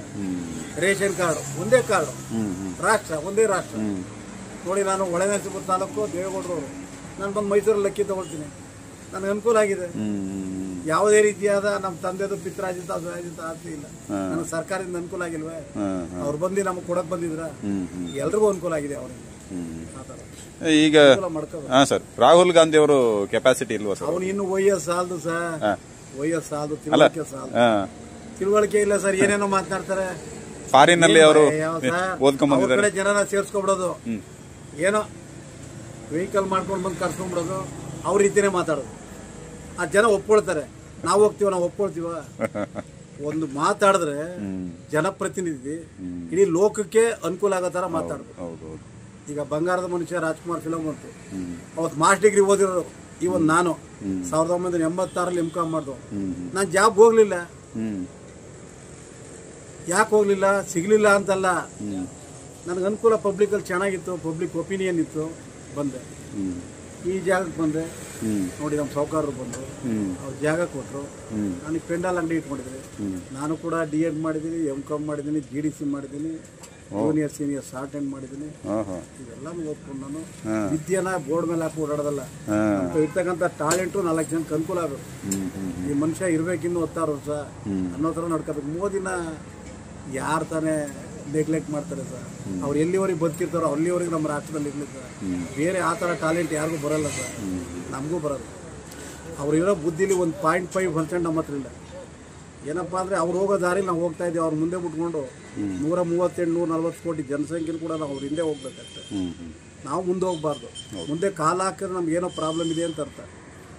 ಭಾರತ ರಾಷ್ಟ್ರದಲ್ಲಿ ಅವ್ರ ಫೋಟೋ ನೋಡಿ ಸರ್, ಮಹಾತ್ಮ ಗಾಂಧಿ ಥರ ಮೇಲ್ ಬರುತ್ತೆ ಇನ್ಮೇಲೆ. ಭಾಳ ಒಳ್ಳೆ ಬಂತು. ಸ್ಟೇಜ್ ಮೇಲೆ ನಿಂತ್ಕೊಂಡು ಯಾರೂ ಟೀಕೆ ಟಿಪ್ಪಣಿ ಮಾಡಲಿಲ್ಲ. ಸುಮ್ಮನೆ ವೋಟ್ ಬ್ಯಾಂಕ್ಗೋಸ್ಕರ ಜಾತೀಯತೆ ಮಾಡ್ತಾರೆ. ದಲಿತರಿಗೆ ಹಂಗೆ ಮಾಡಿದ್ರು ಅನ್ನೋದು, ಮುಸ್ಲಿಮ್ಸ್ ಹಿಂಗೆ ಮಾಡಿದ್ರು ಅನ್ನೋದು ಅವೆಲ್ಲ ತಪ್ಪು ಸರ್. ಭಾರತ ದೇಶದಲ್ಲಿ ಯಾರ್ಯಾರು ಇದಾರೋ ಮತ ಪಡ್ಕೊಂಡಿರ್ತಕ್ಕಂಥ ವ್ಯಕ್ತಿಗಳು ಎಲ್ರಿಗೂ ಅನುಕೂಲ ಆಗ್ತಾ ಇದೆ ಸರ್. ಈಗ ರಾಜ್ಯದಲ್ಲಿ ಬ್ಯಾಲೆಟ್ ಪೇಪರ್ನ ಯೂಸ್ ಮಾಡಬೇಕು, EVM ಸರಿ ಇಲ್ಲ, ಅದು ಕೆಲಸ ಮಾಡಲ್ಲ ಸರಿಯಾಗಿ, ಅದರಿಂದ ಕಳ್ಳೋಟುಗಳು ಜಾಸ್ತಿ ಆಗ್ತಾ ಇದೆ, ಆ ಥರ ಎಲ್ಲ ಹೇಳ್ತಾ ಇದ್ದಾರೆ. ಕಳ್ಳರಾಗಿರೋದು ಯಾರಿಂದ ಗೊತ್ತಾ ಸರ್? ಕೆಲವು ರಾಜಕೀಯ ಧೋರಣೆಗಳು, ಕೆಲವು ಬೇರೆ ಲೈನಲ್ಲಿ ಹೋಗ್ತಾ ಇರ್ತಾರೆ. ಅವ್ರು ಹಣಕ್ಕೋಸ್ಕರ ಮನಿ ಮೈಂಡ್ ಅವ್ರದ್ದು. ಅವ್ರೇನು ಮಾಡ್ಕೊಡ್ತಾರೆ, ಕೆಲವ್ರನ್ನ ಬುದ್ಧಿವಂತರು ಹೇಳ್ಕೊಳ್ತಾರೆ. ನಿರಪರಾಧಿನ ಅಪರಾಧಿ ಸ್ಥಾನದಲ್ಲಿ ನಿಂತಿರ್ತಕ್ಕಂಥವ್ರು ರಾಜಕಾರಣಿಗಳೇ ಕೆಲವರು. ಅವರು ಬೇಸಿಕ್ಕಿಂದ ಬಂದಿಲ್ಲ, ಅವರು ಅವ್ರ ತಂದೆ ಮಾಡಿರ್ತಕ್ಕಂಥ ಪ್ರಾಪರ್ಟಿನ ಮಾರ್ಕೊಂಡು ಮುಂದಕ್ಕೆ ಬಂದವ್ರೆ. ಮೋದಿ ಬಗ್ಗೆ ಸರ್ ಎಷ್ಟು ಹೇಳಿ ನೀವು ಸಂಜೆ ಗಂಟೆ ಮಾತಾಡಿದ್ರು ಕೂಡ ಮೋದಿ ಬಗ್ಗೆ ಯಾರು ಏನು ಅವಹೇಳನಕಾರಿ ಮಾತಾಡೋಕ್ಕಾಗಲ್ಲ. ಮೋದಿ ಒಂದೊಂದು ಮಾತುಗಳು ಅರ್ಥ ಇದೆ ಸರ್. ಇನ್ನೊಂದು ಮಾತು ನೋಡಿ, ಅವ್ರ ತಾಯಿ ಸತ್ತಾಗ ಏನೋ ರಜಾ ಕೊಟ್ರ, ಪಬ್ಲಿಕ್ ಅಲ್ಲಿ ಹೋದ್ರ, ಪಬ್ಲಿಕ್ ಸಪೋರ್ಟ್ ತಗೊಂಡ್ರ, ಅವರು ಅಲ್ಲಿ ಮುಗಿಸ್ಕೊಂಡು ಅವ್ರ ಕಾರ್ಯಕ್ರಮಕ್ಕೆ ಅವ್ರು ಭಾಗಿಯಾದ್ರು. ಇಡೀ ರಾಷ್ಟ್ರದ ಜನ ತಲ್ಲಣ ಹೇಗಿದೆ ಸರ್ ಮೋದಿ ಬಗ್ಗೆ? ಮೋದಿ ಅವ್ರು ಹೇಳಲಿಕ್ಕೆ ನಮ್ಮ ಪುಣ್ಯ ಸರ್. ಮೋದಿನ ಒಂದು ದಿವಸಕ್ಕೆ ಎಷ್ಟು ಬಾರಿ ನೆನ್ಕೊಂಡ್ರು ಸಾಲದು ಸರ್. ನಾವು ತಿಂತಾ ಇರೋ ಅನ್ನ ಕೂತ್ಕೊಳ್ಳೋ ಜಾಗ ಎಲ್ಲೆಲ್ಲೂ ಅವ್ರದೇ ಅಂತ ವ್ಯಕ್ತಿ ಸಿಗ್ಬೇಕಲ್ಲ ಸರ್, ಮತ್ತೊಬ್ಬ ಬಿಟ್ಟಲ್ಲ ಸರ್. ಬರೀ ರಾಜಕಾರಣದಲ್ಲಿ ಮಾತ್ರ ಅವರು ಕ್ಲೆವರ್ ಅಂತ ಅನ್ಕೊಳ್ಳಲ್ಲ, ಈ ಬೇರೆ ವಿಷಯದಲ್ಲೂ, ಈಗ ಧಾರ್ಮಿಕ ವಿಷಯದಲ್ಲಾಗ್ಬೋದು, ಸಾಂಸ್ಕೃತಿಕ ವಿಷಯದಲ್ಲಾಗ್ಬೋದು ಇದ್ದಾರೆ ಸರ್. ಪ್ರತಿಯೊಂದು ಮಣಿಪುರಕ್ಕೆ ಹೋಗಿದ್ದಾರೆ. ಹೇಗಿದ್ದಾರೆ ಸರ್ ಅವರು? ಹೌದು, 2 ವರ್ಷ ಆಗಿತ್ತು. ಎಲ್ಲ ಏನು ಸಂವಾದ ಮಾಡ್ತಾವ್ರೆ. ಪ್ರತಿಯೊಬ್ಬ ಜನಸಾಮಾನ್ಯರು ಕೂರ್ಸ್ಕೊಂಡು ತಿಳುವಳಿಕೆ ಹೇಳ್ತಾವ್ರ. ಅವರು ಶ್ರೀಮಂತರು ಕೂರ್ಸ್ಕೊಂಡಿಲ್ಲ. ಅವರು ನಿಮ್ಗೇನು ಕುಂದುಕೊರತೆ ಇದೆ ನಮ್ಮ ಗಮನಕ್ಕೆ ತನ್ನಿ. ನನ್ನ ನೇರವಾಗಿ ಭೇಟಿ ಮಾಡಿದವರು ಅದಕ್ಕೆ ಸಂಬಂಧ ಇರ್ತಕ್ಕಂಥವ್ರ ಜೊತೆ ನಿಮ್ಮ ಕಷ್ಟ ದುಃಖಗಳು ಹೇಳ್ಕೊಳ್ಳಿ ಅಂತ ಹೇಳ್ತಾ ಇದ್ದಾರೆ ಜನ. ಏನಿಲ್ಲ ಸರ್, ಒಳ್ಳೆ ಮನುಷ್ಯ ಸರ್ ಮೋದಿ ಬಗ್ಗೆ. ಪಾಪ ನಾವು ಯಾವುದೇ ರೀತಿಯಾದ ಗೌರವದಿಂದ ಮಾತಾಡ್ಸ್ಬೇಕು ಅವರ ಮೋದಿಯವ್ರ ಬಗ್ಗೆ. ಹೌದು. ಬೇರೆಯವ್ರ ಹೆಸರು ಹೇಳೋಕ್ಕೆ ನಮಗೆ ಪಬ್ಲಿಕಲ್ಲಿ ಮಾತಾಡಿದ್ರೆ ನಮಗೆ ತೊಂದರೆ ಆಗುತ್ತೆ. ಅವ್ರಿಗೆ ಯಾವ ಥರದಲ್ಲೂ ಅನುಕೂಲ ಇಲ್ಲ ಸರ್. ಆದಿತ್ಯನಾಥ ಇಡೀ ವರ್ಲ್ಡಲ್ಲಿ ಅತ್ಯಂತ ದೊಡ್ಡ ರಾಜ್ಯ ಅದು. ಹೌದು. ಜನಸಂಖ್ಯೆ ಎಷ್ಟಿದೆ ಸರ್ ಅದು? UP ತುಂಬಾ ಪ್ರದೇಶ. ಹೌದು, ತುಂಬಾನೇ ಅದು. ಇವತ್ತು ಅಂತ ಘಟನೆಗಳು ನಡೆದಿಲ್ಲ ಅಲ್ಲಿ. ಆದಿತ್ಯನಾಥ್ ಅವ್ರು ಏನು ಹೇಳ್ತಾ ಇದ್ದಾರೆ? ಅವ್ರು ನಾನು ಮಾಡಿದೆ ಅಂತ ಇದ್ದಾರೆ ಅವರು. ನಿಮ್ಗಳಿಂದ ನಮಗೇನೋ ದೈವ ಸಂಕಲ್ಪ, ನಾವು ಈ ರೀತಿ ಮಾಡಬೇಕು ಅನ್ನಿಸ್ತಾ ಇದೆ. ಬೇರೆ ರಾಷ್ಟ್ರಗಳೆಲ್ಲ ಭಾಳ ಮುಂದುವರೆದವೆ. ಹೌದು. ನಮ್ಮ ರಾಷ್ಟ್ರದಲ್ಲಿ ಇರ್ತಕ್ಕಂಥ ಒಂದು ರಾಜ್ಯ ತಗೊಂಡ್ರೆ ಒಂದು ದೇಶ ಇಲ್ಲ. ಇಲ್ಲಿ ಒಂದು ರಾಜ್ಯದಲ್ಲಿ ಇರ್ತಕ್ಕಂಥ ಜನಸಂಖ್ಯೆ ಬೇರೆ ಕಡೆ ಹೋದಾಗ ಒಂದು ರಾಷ್ಟ್ರದಲ್ಲಿ ಇಲ್ಲ ಜನಸಂಖ್ಯೆ. ಇಡೀ ವರ್ಲ್ಡಲ್ಲಿ ಅತ್ಯಂತ ಚಿಕ್ಕ ದೇಶ ಅಂದ್ರೆ ಜಪಾನ್. ಎಷ್ಟು ಮುಂದುವರುತ್ತೆ? ತುಂಬಾ ಕಡಿಮೆ ಇರ್ತಕ್ಕಂಥ ಜನಸಂಖ್ಯೆ ಅಂದ್ರೆ ಜಪಾನ್. ಅದು ಬುದ್ಧಿವಂತ ರಾಷ್ಟ್ರ. ಅಮೆರಿಕ ಜನಸಂಖ್ಯೆ ಇದೆ, ಬುದ್ಧಿವಂತಿಕೆ ಇದೆ, ಆಡಳಿತ ಮಾಡ್ತಕ್ಕಂಥವ್ರು ಸ್ಥಿಮಿತವಾದ ಮನಸ್ಸು ಇಟ್ಕೊಳ್ಳಿಲ್ಲ. ಟ್ರಂಪ್ ಮನಸ್ಸಿಲ್ಲ. ಮೋದಿ ಯಾವಾಗ ರಿಜೆಕ್ಟ್ ಮಾಡಿದ್ರು, ನಿಮ್ಮ ಅವಶ್ಯಕತೆ ಇಲ್ಲ ಇಲ್ಲಿಗೆ ಅಂತ, ಅವ್ರು ಸ್ವಲ್ಪ ದೂರ ಆದ್ರು, ಇವ್ರ ಮೇಲೆ ಕಂಪ್ಲೇಂಟ್ ಮಾಡಿದ್ರು. ಯಾವಾಗ ಚೀನಾ ಸಪೋರ್ಟ್ ತಗೊಳಕ್ ಹೋದ್ರು, ಆಗ ಟ್ರಂಪ್ ನಮ್ಮ ಭಾರತ ನಾನು ಬಿಟ್ಕೊಡಲ್ಲ ಅಂತ ಹೋರಾಟ ಮಾಡ್ತಾರೆ. ಈಗ ನಾನು ಭಾರತ ಬಿಟ್ಟು ನನಗೆ ತೊಂದರೆ ಆಯ್ತು ಅಂತ ಅವ್ರಿಗೆ. ಅಂದ್ರೆ ಪಾಕಿಸ್ತಾನ ಅಂತ ಹೇಳ್ತಾರೆ.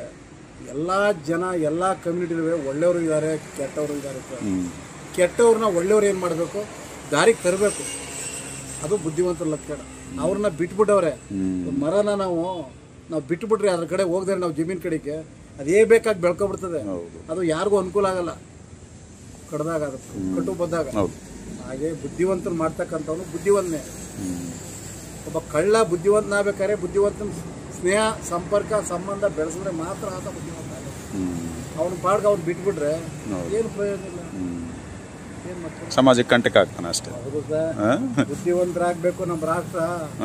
ಇಡೀ ವರ್ಲ್ಡಲ್ಲೇ ಭೂಪಟದಲ್ಲಿ ನನ್ನ 60-61 ವಯಸ್ಸಿನಲ್ಲಿ ನಮ್ಮ ಭಾರತ ರಾಷ್ಟ್ರ ಗುರುತು ಮಾಡೋರೇ ಇರಲಿಲ್ಲ. ಇವತ್ತು ನಮ್ಮ ರಾಷ್ಟ್ರ ಭೂಪಟದಲ್ಲಿ 4ನೇ ರಾಷ್ಟ್ರ. ಮೋದಿನೇ ಇದ್ರೆ ಮೊದಲನೇ ರಾಷ್ಟ್ರಕ್ಕೆ ಬರುತ್ತೆ ಸರ್. ಇವತ್ತು ನಮ್ಮ ರಾಷ್ಟ್ರ ಬೇರೆ ರಾಷ್ಟ್ರಗಳಿಗೆ ಸಹಕಾರ ಕೊಡುವಂಥ ಅವಕಾಶ ಬಂದರೂ ಬರ್ತದೆ. ಏಜ್ ಲಿಮಿಟ್ ಮಾಡಬಾರ್ದು. ಯಾವಾಗ ಉತ್ಸಾಹ ಇದೆ, ಯಾವಾಗ ಇಂಟೆಲಿಜೆನ್ಸ್ ಇದೆ, ಯಾವಾಗ ಆಶಾ ಮನೋಭಾವನೆ ಇಟ್ಕೊಂಡಿರ್ತಾರೋ ಅವ್ರಿಗೆ ನಾವು ಸಹಕಾರ ಕೊಡ್ಬೇಕು. ಈಗಲೂ 7-8 ರಾಷ್ಟ್ರಗಳು ನಮ್ಮ ದೇಶದ ಮೇಲೆ ಡಿಪೆಂಡ್ ಆಗಿದಾವೆ. ಇರಾನ್, ಇರಾಕ್, ಟರ್ಕಿ ನಮ್ಮ ರಾಷ್ಟ್ರದ ಬಗ್ಗೆ ಬಹಳ ಇಷ್ಟಪಡ್ತಾವ್ರೆ ಸರ್. ಏಕೆ ಹೋಗ್ಲಿಕ್ಕೆ ಮನಸ್ಸು ಒಪ್ತಾ ಇಲ್ಲ. ಈಗ ಒಬ್ಬನ ಜೊತೆ ಯಾವುದೋ ತಪ್ಪು ಮಾಡಿ ಒಬ್ಬನ ಜೊತೆ ಸ್ವಲ್ಪ ಎಗ್ನೆಸ್ಟ್ ಮಾಡ್ಕೊಂಡಿರ್ತಾರೆ ಅನ್ಕೊಳ್ಳಿ, ಅವ್ರ ಜೊತೆ ಮಾತಾಡ್ಲಿಕ್ಕೆ ಇಷ್ಟ ಆಗುತ್ತೆ ನಮ್ಗೆ. ಬೇರೆಯವ್ರ ಕಡೆಯಿಂದ ನಾನು ಹೋಗ್ಬೇಕು. ಅವ್ರಿಗೆ ನಾನು ತಪ್ಪು ಮಾಡ್ಬಿಟ್ಟೆ, ಅವ್ರಿಗೆ ತೊಂದರೆ ಕೊಟ್ಬಿಟ್ಟೆ, ಅದನ್ನ ತೊಂದರೆ ಕೊಟ್ಟು ನಾನು ನೆಮ್ಮದಿಯಾಗಿ ಬದುಕಕ್ಕೆ ಆಗ್ತಾ ಇಲ್ಲ ಅನ್ನೋ ಭಾವನೆ ಅವ್ರಿಗೆ ಬಂದಿದೆ. ಇರಾನು, ಇರಾಕ, ಯುಗೋಸ್ಲಾವಿಯಾ ಎಲ್ಲ ಏನಾಗಿದೆ ಅಂದರೆ ಇಡೀ ಒಳ್ಳು ಸಹ ನಮ್ಮ ರಾಷ್ಟ್ರದಂತೆಯೇ ಇದ್ರೆ ಭಾಳ ಅನುಕೂಲ. ಜಾತೀಯತೆ ಮಾಡಬಾರ್ದು. ಎಲ್ಲ ಭೂಮಿ ಮೇಲೆ ಹುಟ್ಟಿದೀವಿ, ಮಾನವ ಸಂಘಜೀವಿಯಾಗಿ ಬದುಕ್ಬೇಕು. ಏನಪ್ಪ ಅಂದರೆ ಕೆಲವೊಂದು ವಿಷಯದಲ್ಲಿ ನಮ್ಮ ರಾಷ್ಟ್ರ ಬೇರೆ ರಾಷ್ಟ್ರದ ಜೊತೆ ಕೈ ಜೋಡಿಸಿ ನಿಂತ್ಕೋಬೇಕಾದಂಥ ಸಂದರ್ಭ ಬಂದ್ಬಿಟ್ಟದೆ. ಅದನ್ನು ಕೂಡ ಕೆಲವು ವಿಜ್ಞಾನಿಗಳು, ಬುದ್ಧಿವಂತರು, ತಾಂತ್ರಿಕಜ್ಞರು ಈ ಇಂಧನ ಇದೆಯಲ್ಲ ಅದು ನಮ್ಮ ರಾಷ್ಟ್ರದಲ್ಲಿ ಸಿಗ್ತಾ ಇಲ್ಲ. ಹೌದು. ಪೆಟ್ರೋಲು, ಡೀಸೆಲ್ ಇಲ್ಲ ನಮ್ಮ ರಾಷ್ಟ್ರದಲ್ಲಿ. ಅದನ್ನ ಬೇರೆ ರಾಷ್ಟ್ರದ ಮುಖೇನ ನಾವು ತರಿಸ್ಕೋಬೇಕು. ಅದು ಇಲ್ಲಿಂದ ಇಲ್ಲಿಗೆ ಬರಬೇಕಾದ್ರೆ ರಸ್ತೆ ಮೂಲಕ ಬರಲ್ಲ, ಸಮುದ್ರದ ಮೂಲಕ ಬರಬೇಕು. ಯಾಕೆ ನಮ್ಮ ರಾಷ್ಟ್ರ ಸುತ್ತಲೂ ನೀರಿದೆ.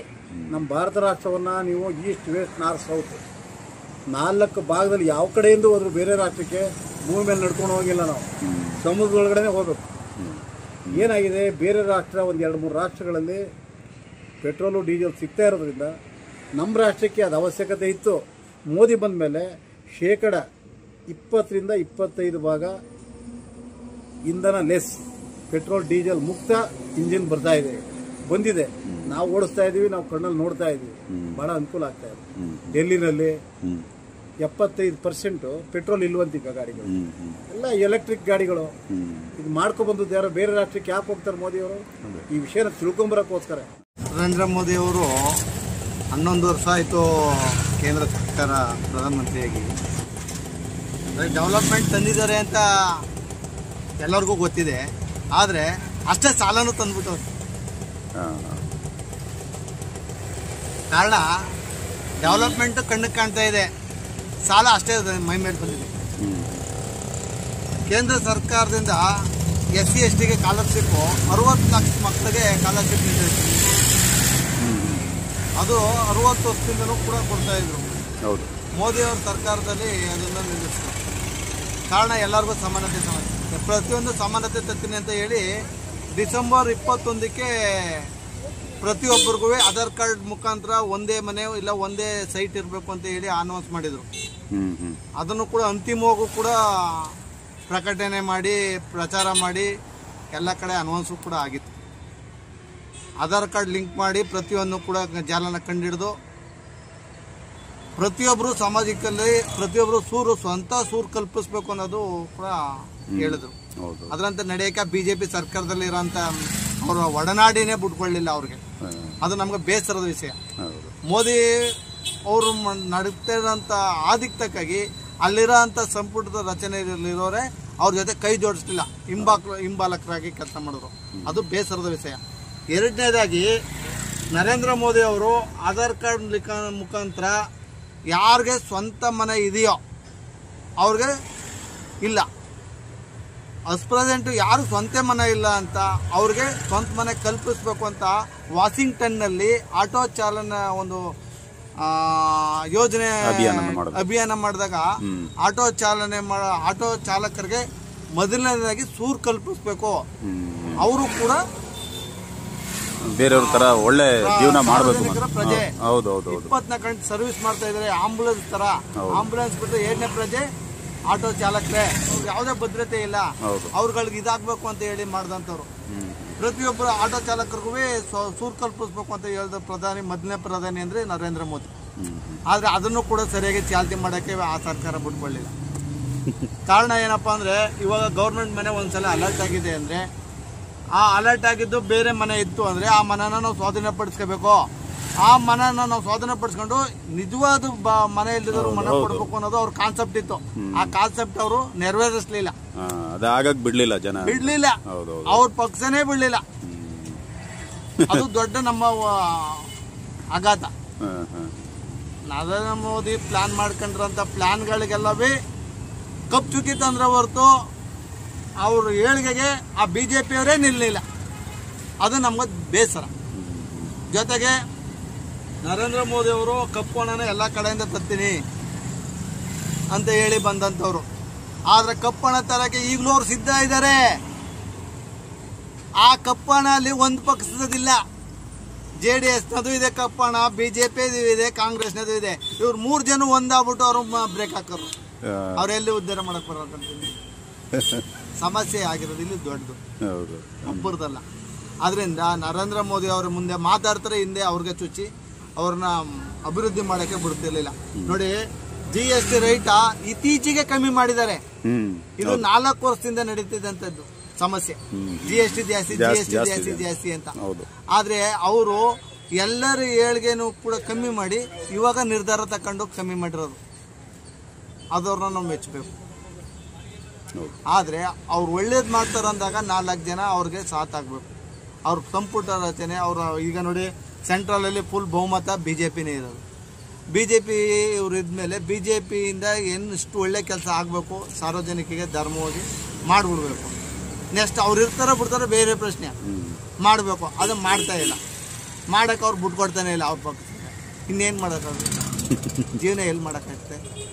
ಪ್ರತಿಯೊಂದು ರೀತಿಲೂ ಕಷ್ಟ ಆಯ್ತಾ ಇದೆ. ಜೊತೆಗೆ ಪ್ರತಿಯೊಂದು ಸ್ಟೇಟ್ನಲ್ಲೂ ಕೂಡ ಬಿಜೆಪಿ ಮುಂದಾಳತ್ವ ಇದೆ. ಕೆಲವು ಒಂದು 3-4 ಸ್ಟೇಟಲ್ಲಿ ಮಾತ್ರ ಕಾಂಗ್ರೆಸ್ ಇದೆ. ಎಲ್ಲನೂ ಹೊಡ್ಕೊಂಡಿದ್ದಾರೆ. ಆದರೆ ಹೊಡ್ಕೊಂಡಕ್ಕೆ ತಕ್ಕ ಕೆಲಸ ಆಗಬೇಕಾಗಿದೆ. ಕೆಲಸ ಕುಂಠಿತವಾಯ್ತಾ ಇದೆ. ಬತ್ತ ಹೇಳಿದ ರೀತಿ ನಡ್ಕೊಳಕ್ಕಾಯ್ತಾ ಇಲ್ಲ. ಅದರಿಂದ ಈಗ ಎಲೆಕ್ಷನ್ ಪರ್ಪೋಸಲ್ಲಿ ಈಗ ನಮ್ಮ ರಾಜ್ಯ ಸರ್ಕಾರ ಗ್ರಾಮ ಪಂಚಾಯತ್ ಎಲೆಕ್ಷನ್ನ ಡಿಸೆಂಬರ್ಗೆ ಘೋಷಣೆ ಮಾಡಿದೆ. EMI ಅದು ಇದು ಎಲ್ಲ ಒಂದೇನೆ. ಆದರೆ ಆನ್ಲೈನ್ ದಂಧೆ ನಿಲ್ಲಬೇಕು. ಈಗ ನೋಡಿ, ಗೂಗಲ್ ಪೇ, ಫೋನ್ ಪೇ ಅಂತ ಮಾಡಿಬಿಟ್ರು. ಗೂಗಲ್ ಪೇ, ಫೋನ್ ಪೇ ಇಂದ ಸಾರ್ವಜನಿಕರಿಗೆ ಮುಕ್ಕಾಲು ಭಾಗ ಅನುಕೂಲ ಆಗ್ತಾ ಇದೆ, ಕಾಲು ಭಾಗ ಅನನುಕೂಲ ಆಗ್ತಾ ಇದೆ. ಕಾರಣ ಫೋನ್ ಪೇ ಅಲ್ಲಿ ಗೂಗಲ್ ಪೇ ಅಲ್ಲಿ ಕ್ಯಾಶ್ ಆಗಿದೆ ಅಂತ ಬಂದಿರ್ತಾ ಅವ್ರ ಅಕೌಂಟ್ಗೆ ಹೋಗಿರಲ್ಲ. ಇದು ದಂಧೆ ನಡೀತಾ ಇದೆ. ಡಿಜಿಟಲ್ ಏನು ಅಂದ್ರೆ ಕಮಿಷನ್ ದಂಧೆ. ಗೂಗಲ್ ಪೇ ಅವ್ರಿಗೂ ಇವ್ರಿಗೂ ಮಾಡ್ತೀವಿ, ನಮ್ಗೆ ಇಷ್ಟು ಕಮಿಷನ್ ಕೊಡಿ. ಟ್ರಾನ್ಸಾಕ್ಷನ್ ಕಳ್ಳರು ಎಲ್ಲ ಕಡೆ ಇದ್ದೇ ಇರ್ತಾರೆ ಬಿಡಿ. ಪ್ರತಿಯೊಂದರಲ್ಲೂ ಈ ತರ ದಂಧೆಗಳನ್ನು ಕೂಡ ಕಡಿವಾಣ ಆಗ್ಬೇಕು. ಗೂಗಲ್ ಪೇ, ಫೋನ್ ಪೇ, ಆನ್ಲೈನಲ್ಲಿ ಎಷ್ಟು ಸಮಸ್ಯೆ ಇದೆ ಗೊತ್ತೆ. ಆನ್ಲೈನಲ್ಲಿ ನೋಡಿದಕ್ಕೆ ನಿಮ್ಮದು ಆಗಿದೆ ಅಂತ ಕಾರ್ಪೊರೇಷನ್ ಆಗ್ಬೋದು, ತಾಲೂಕು ಆಫೀಸಲ್ಲಿ ಆಗ್ಬೋದು, ಮೂಡ್ ಆಫೀಸಲ್ಲಿ ಆಗ್ಬೋದು. ಆದರೆ ಆ ರೀತಿ ಮಾಡ್ತಾ ಇಲ್ಲ. ಆನ್ಲೈನನ್ನು ಕೂಡ ಗಿಮ್ಮಿಕ್ಕು, ಕಮಿಷನ್ ಆಸೆಗೋಸ್ಕರ. ಈ ದಂಧೆಗಳೆಲ್ಲವೇ ನಿಲ್ಲಬೇಕು. ಅದು ಸ್ಟೇಟ್ ಆಗಲಿ ಸೆಂಟ್ರಲ್ ಆಗಲಿ ಯಾರೇ ಮಾಡಿರಲಿ, ಆ ದಂಧೆ ನಿಲ್ಲ ಅಂತ ಕೆಲಸ ದಯವಿಟ್ಟು ಆಗಬೇಕು. ಇದನ್ನು ಹೇಳ್ತಾ ಇದ್ದೀವಿ. ಜೊತೆಗೆ ಸೆಂಟ್ರಲ್ ಗೌರ್ಮೆಂಟ್ ಏನು ಹೇಳುತ್ತೆ ಅಂದರೆ ಆನ್ಲೈನ್ಲಿ ಎಲ್ಲ ಆಗುತ್ತೆ ಅಂತಾರೆ. ಆಟೋದವರ ಸಂಖ್ಯೆ ಕರ್ನಾಟಕದಲ್ಲಿ 10 ಲಕ್ಷ ಜನಸಂಖ್ಯೆ ಆಟೋ ಡ್ರೈವರ್ ಇದ್ದಾರೆ. 1967ನೇ ಇಸ್ವಿಯಿಂದ ಆಟೋ ಬಂದಿದೆ ಕರ್ನಾಟಕದಲ್ಲಿ. ಯೆಲ್ಲೋ ಬೋರ್ಡ್ ಆಟೋಗಳಿಗೆ ಇದುವರೆಗೂ ಪರ್ಮಿಷನ್ ಇದ್ದು ಇದುವರೆಗೂ ಇದೆ. ಈಗ ವೈಟ್ ಬೋರ್ಡ್ ಬೈಕ್ ಟ್ಯಾಕ್ಸಿಗಳಲ್ಲಿ ಬಂದ್ಬಿಟ್ಟು ದಂಧೆ ಮಾಡ್ಕೊಂಡು ಎಲ್ಲರನ್ನೂ ಎಕ್ಕೊಡ್ತಾ ಇದ್ದಾರೆ. ಇದ್ರ ಬಗ್ಗೆ 16 ವರ್ಷದಿಂದ 2017ರಿಂದನೂ ಕೂಡ ಆಟೋ ವರ್ಗ ಸೆಂಟ್ರಲ್ಗೆ, ಸ್ಟೇಟ್ಗೆ ಎಲ್ಲಕ್ಕೂ ಕೂಡ ಮನವಿಗಳು ಕೊಟ್ಕೊಂಡು ಹೋರಾಟ ಮಾಡ್ತಾಯಿದೆ. ಉತ್ತರ ಏನಿದೆ ಹೇಳಿ? ನೀವು ಜೀವನ ಮಾಡ್ತೀರ, ಮಾಡಲಿ ಸ್ವಾಮಿ. ಎಲ್ಲರೂ ಜೀವನ ಮಾಡೋಕ್ಕೆ ಬರೋದು. ಕಾನೂನು ಏನಿದೆ, ಕಾನೂನು ಪ್ರೊಸೀಜರ್ ಏನಿದೆ ಅದನ್ನು ಫಾಲೋ ಮಾಡಬೇಕು. ವೈಟ್ ಬೋರ್ಡ್ ಬಂದು ಓನ್ ವೆಹಿಕಲ್, ಅದನ್ನು ಯೆಲ್ಲೋ ಬೋರ್ಡ್ ಮಾಡಿ, ಅಷ್ಟಾದ ಕಾನೂನು ತಿದ್ದುಪಡಿ ಮಾಡಿ. ಇಲ್ಲ ಅಂದರೆ ವೈಟ್ ಬೋರ್ಡ್ ನನಗೆ ಪರ್ಮಿಷನ್ ಇಲ್ಲ ಅಂದಮೇಲೆ, ಯೆಲ್ಲೋ ಬೋರ್ಡ್ ನನಗೆ ಪರ್ಮಿಷನ್ ಇದ್ಮೇಲೆ ಅವನು ಕಾನೂನಿಗೆ ಲಗತ್ತಾಗಿದ್ದಾನೆ ಅಂತ ಅವನು ಕಾನೂನು ಟ್ಯಾಕ್ಸ್ ಕಟ್ತಾ ಇದ್ದಾನೆ. ವೈಟ್ ಬೋರ್ಡ್ ನಾನು ಕಟ್ತಾರ? ಅದು own vehicle. Own vehicle yellow board ಒಂದು ಅಂತ ಅನ್ನೋದಾದ್ರೆ ಇವ್ರಿಗೂ ವೈಟ್ ಬೋರ್ಡ್ ಕೊಡಿ, ಕೊಟ್ಬಿಡಿ. ಒಂದೇ ಅಲ್ವಾ? ಹೌದು ಮಾಡಿ. ನಿಜ. ಇವ್ರು ಜಾಸ್ತಿ ಟ್ಯಾಕ್ಸ್ ಕಟ್ಟಬೇಕು. ಹೊರಗಡೆ ಹೋದ್ರೆ 5,000 10,000 ದಂಡ ಹಾಕ್ತೀರಾ, ಅವ್ರಿಗೇನೂ ಇಲ್ಲ. ಇದು ಭಯಂಕರ ನಡೆದುಕೊಂಡು ಹೋಗ್ತಾ ಇದೆ. ಇಲ್ಲಿ ಸ್ಟೇಟ್ ಗೌರ್ಮೆಂಟ್ ಆಗ್ಬೋದು, ಸೆಂಟ್ರಲ್, ಎಲ್ಲರೂ ಏನಾಗಿದ್ದಾರೆ ಅಂದರೆ ಅವ್ರವ್ರ ವರ್ಚಸ್ಗೆ ಅನುಗುಣವಾಗಿ ನಡ್ಕೊಂಡು ಅವ್ರವ್ರ ಇದನ್ನ ನೋಡ್ಕೊತಾರೆ. ನೋಡಿ, ಪಟಾಕಿ ನಿಷೇಧ ಮಾಡಿದ್ರು ಬೆಂಗಳೂರಲ್ಲಿ, ಅನಾಹುತ ಆಗಿದಂಥ ಸಂದರ್ಭದಲ್ಲಿ. ಇದೇ ಸಿದ್ದರಾಮಯ್ಯನವರು. ಈಗ ಎಲ್ಲ ಕಡೆ ಅವ್ರ ಮುಂದೆನೇ ಪಟಾಕಿ ಹೊಡಿತಾ ಇರ್ತಾರೆ. ಏನ್ ಸೀಜಾಗಿದೆ? ರೋಡಲ್ಲಿ ಯಾರೋ ಮಕ್ಕಳದು ಹುಡುಗರು ಪಾರ್ಟಿ ಮಾಡ್ತಾ ಇರ್ತವೆ, ಸೆಕೆಂಡ್ ಇಯರ್ PUC ಹುಡುಗರು, ರಾಮಾನುಜ ರೋಡಲ್ಲಿ 18ನೇ ಕ್ಲಾಸಲ್ಲಿ. ಅವ್ರಿಗೋಗಿ ಅವರು FIR ಹಾಕೋರು. ಕಾಲೇಜ್ ಹುಡುಗನಿಗೆ FIR ಹಾಕಿದ್ರೆ ಮುಂದೆ ಲೈಫ್ ವೇಸ್ಟ್. ಅವನಿಗೆ ಗೌರ್ಮೆಂಟ್ ಕೆಲಸಕ್ಕೆ ಹೋದ ಒಂದು FIR ಬಿದ್ದಿದ್ರೆ ಅವ್ನು ಗೌರ್ಮೆಂಟ್ ಕೆಲಸ ಸಿಗಲ್ಲ. ಮಾನವೀಯತೆ ಬೇಡವೆ? ಮನುಷ್ಯತ್ವ ಬೇಡವೆ? ಹಾಕ್ರಿ FIR. ಮೋಸ ಮಾಡ್ತಿರೋರಿಗೆ, ದೊಡ್ಡ ಕೊಳ್ಳೆ ಹೊಡೆಯೋರ್ಗೆ ಹಾಕಿ. ಸೆಕೆಂಡ್ ಇಯರ್ PUC ಮಕ್ಕಳಿಗೆ FIR ಹಾಕ್ತೀನಿ ಅಂದರೆ ಅವ್ನು ಮುಂದೆ ಓದಿ ದೊಡ್ಡವನಾದ್ರೂ ಅವ್ನು ಡ್ಯೂಟಿ ಸಿಗಲ್ಲ sir, government duty.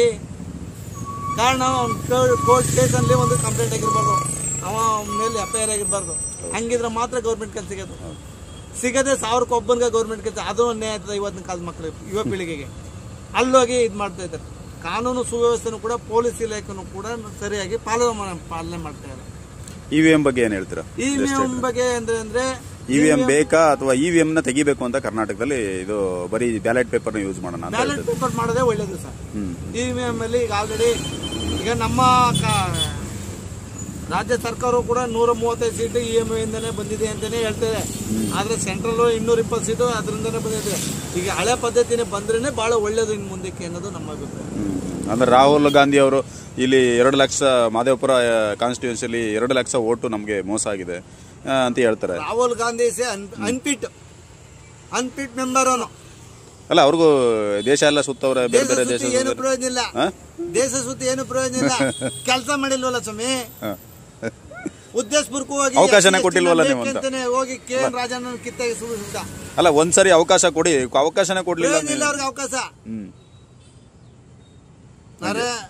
Rahul Gandhi is a ಪ್ರಧಾನಿ ಪೋಸ್ಟ್ಗೆ unfit worker, not suitable person. ವ್ಯಕ್ತಿಗತವಾಗಿ ಕಾನೂನೇ ಗೊತ್ತಿಲ್ಲ.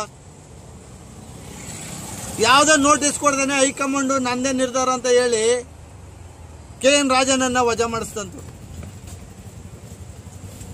ಅವ್ರ ಏಜ್ ಆಗಿರೋದು, ಅವ್ರ ಸರ್ವಿಸ್ ಆಗಿಲ್ಲ. ಕಾನೂನು ಬೇಡವೆ? ಪ್ರತಿಯೊಂದಕ್ಕೂ ರೀಸನಬಲ್ ಇದೆ ಸರ್. ನ್ಯಾಯ ಎಲ್ಲರಿಗೂ ಒಂದೇ ಮಾಡಬೇಕು. ಪಕ್ಷದವನಾಗಿರ್ಲಿ, ಬೇರೆಯವನೇ ಆಗಿರ್ಲಿ, ಯಾವನೇ ಆಗಿರ್ಲಿ, ಪಕ್ಷದ ಸಿದ್ಧಾಂತನ ನೀಟಾಗಿ ಕಾಪಾಡಬೇಕು ಅಂದ್ರೆ ಅವನಿಗೆ ಪರ್ಫೆಕ್ಟ್ ಆಗಿ ಮಾಡಬೇಕು. ಒಬ್ರಿಗೊಂಥರ ಒಂದು ಧೋರಣೆ ತೋರೋದು, ಪಕ್ಷದ ಹೈಕಮಾಂಡ್ ಅಧ್ಯಕ್ಷ ಅಂತ ಯಾತಿಗೆ ಎತ್ಕೊಂಡಿದ್ವಿ. ಒಬ್ರಿಗೊಂಥರ ತೋರೋನು ಪ್ರಧಾನಿ ಆಗಕ್ಕಾಗಲ್ಲ. ಎಲ್ಲರೂ ಒಂದೇ ಭಾವನೆಯಿಂದ ನೋಡಬೇಕು, ಎಲ್ಲರಿಗೂ ಒಂದೇ ಸರಿ ಸಮಾನವಾದ ದಾರಿ ತೋರಿಸ್ಬೇಕು. ಅವನು ಪ್ರಧಾನಿ ಆಗಕ್ಕೆ ಸಾಧ್ಯ. ಅದಕ್ಕೆ ಅವನು ಲಾಯಕ್ಕಿಲ್ಲ. ಇನ್ನು ಅನುಭವ ಬೇಕು ಅಂತೀರ ಅವ್ರಿಗೆ? ಬೇಜಾನ್ ಅನುಭವ ಬೇಕು. ಅವರಲ್ಲಿರೋ ಸೀನಿಯರ್ಗೆ ಬೆಲೆ ಕೊಡಲ್ಲ. ಕಾಂಗ್ರೆಸ್ ಹೈಕಮಾಂಡ್ ಅಲ್ಲಿರುವಂತ ಸೀನಿಯರ್ಗಳಿಗೆ ಬೆಲೆ ಕೊಡಲ್ಲ. ನಿರ್ಧಾರ ಕೊಡಬೇಕಾಗಿರೋದು ರಾಜಣ್ಣ ವಜಾ ಮಾಡಬೇಕಾಗಿರೋದು ಎಸಿಸಿ ಅಧ್ಯಕ್ಷ ಮಲ್ಲಿಕಾರ್ಜುನ ಖರ್ಗೆ,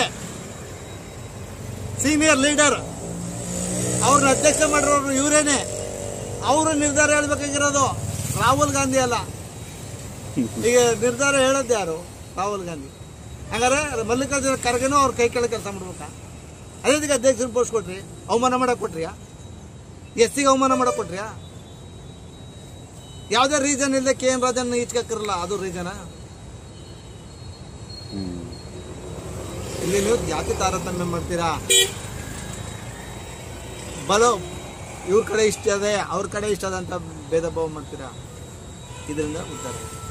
ನೆಕ್ಸ್ಟಿಗೆ ಮುಂದಕ್ಕೂ ಕೂಡ ನೀವು ಫ್ರೀ ಗ್ಯಾರಂಟಿಗಳನ್ನೆಲ್ಲ ತಂದುಬಿಟ್ಟು ಇಡೀ ಇದನ್ನೇ ಲೂಟಿ ಮಾಡಿಬಿಟ್ಟಿದ್ದೀರಿ. ಉದ್ಧಾರ ಮಾಡೋದು ಏನು ಮಾಡ್ತಿದ್ರಿ? ಎಲ್ಲ ರೇಟು ದುಬಾರಿ ಮಾಡ್ತಾ ಇದ್ರಿ. ರಿಜಿಸ್ಟ್ರೇಷನ್ ಚಾರ್ಜ್ ಅಂತ ತಗೊಳ್ಳಿ, ದುಬಾರಿ ಮಾಡಿದ್ರಿ. ಬಸ್ ರೇಟ್ ದುಬಾರಿ ಮಾಡಿದ್ರಿ. 4 ರೂಪಾಯಿ ಇತ್ತು ಯೂನಿಟ್ಗೆ ಕರೆಂಟ್ ಬಿಲ್ಲು, ಇವತ್ತು 8 ರೂಪಾಯಿ ಆಗಿದೆ. ಕಟ್ಟಲ್ಲ ಅಂತ ಜನ ಸುಮ್ಮನಿದ್ದಾರೆ. ಈ ಸರ್ಕಾರ ಹೋದ್ಮೇಲೆ ನೆಕ್ಸ್ಟು ಕಾಂಗ್ರೆಸ್ ಸರ್ಕಾರ ಹೋದ್ಮೇಲೆ BJP ಬಂದಾಗ ಕರೆಂಟ್ ಬಿಲ್ ಕಟ್ಟಿ ಅಂತ ಅಂದಾಗ 800 ರೂಪಾಯಿ ಕಟ್ಟಬೇಕಾಯ್ತೆ. ಬಡವ್ರಿಗೆ ದೀಪನೂ ಇಲ್ಲದ ಸ್ಥಿತಿಗೆ ತಂದ್ಬಿಡ್ತಾವ್ರೆ ಅವರು. BJP ಅವ್ರು ಕಟ್ಟಿಸ್ಕೊತಾರ ಅಂತ ಕಟ್ಟಿಸ್ತಾರ ಅವರು. ಯಾರು ಕ್ಯಾನ್ಸಲ್ ಇವ್ರ ತರ ಫ್ರೀಯಾಗಿ ಯಾರು ಕೊಡಲ್ಲ. ಆಲ್ರೆಡಿ ಇವ್ರು ಮಾಡಿರೋ ಸಾಲ, ಸಿದ್ದರಾಮಯ್ಯನವ್ರು ಮಾಡಿರೋ ಸಾಲ ಫ್ರೀ ಗ್ಯಾರಂಟಿಯಿಂದ 3 ಸರ್ಕಾರ ಬರಬೇಕು ಈ ಸಾಲ ತೀರ್ಸಕ್ಕೆ.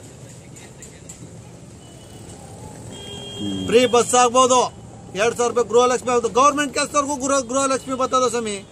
ಇವ್ರು ಏನ್ ಕಾನೂನು ಸುವ್ಯವಸ್ಥೆ ಕಾಪಾಡ್ತಾ ಇದ್ರು? 1,25,000 BPL ಕಾರ್ಡ್ ಇದೆ ಅಂತಾರೆ.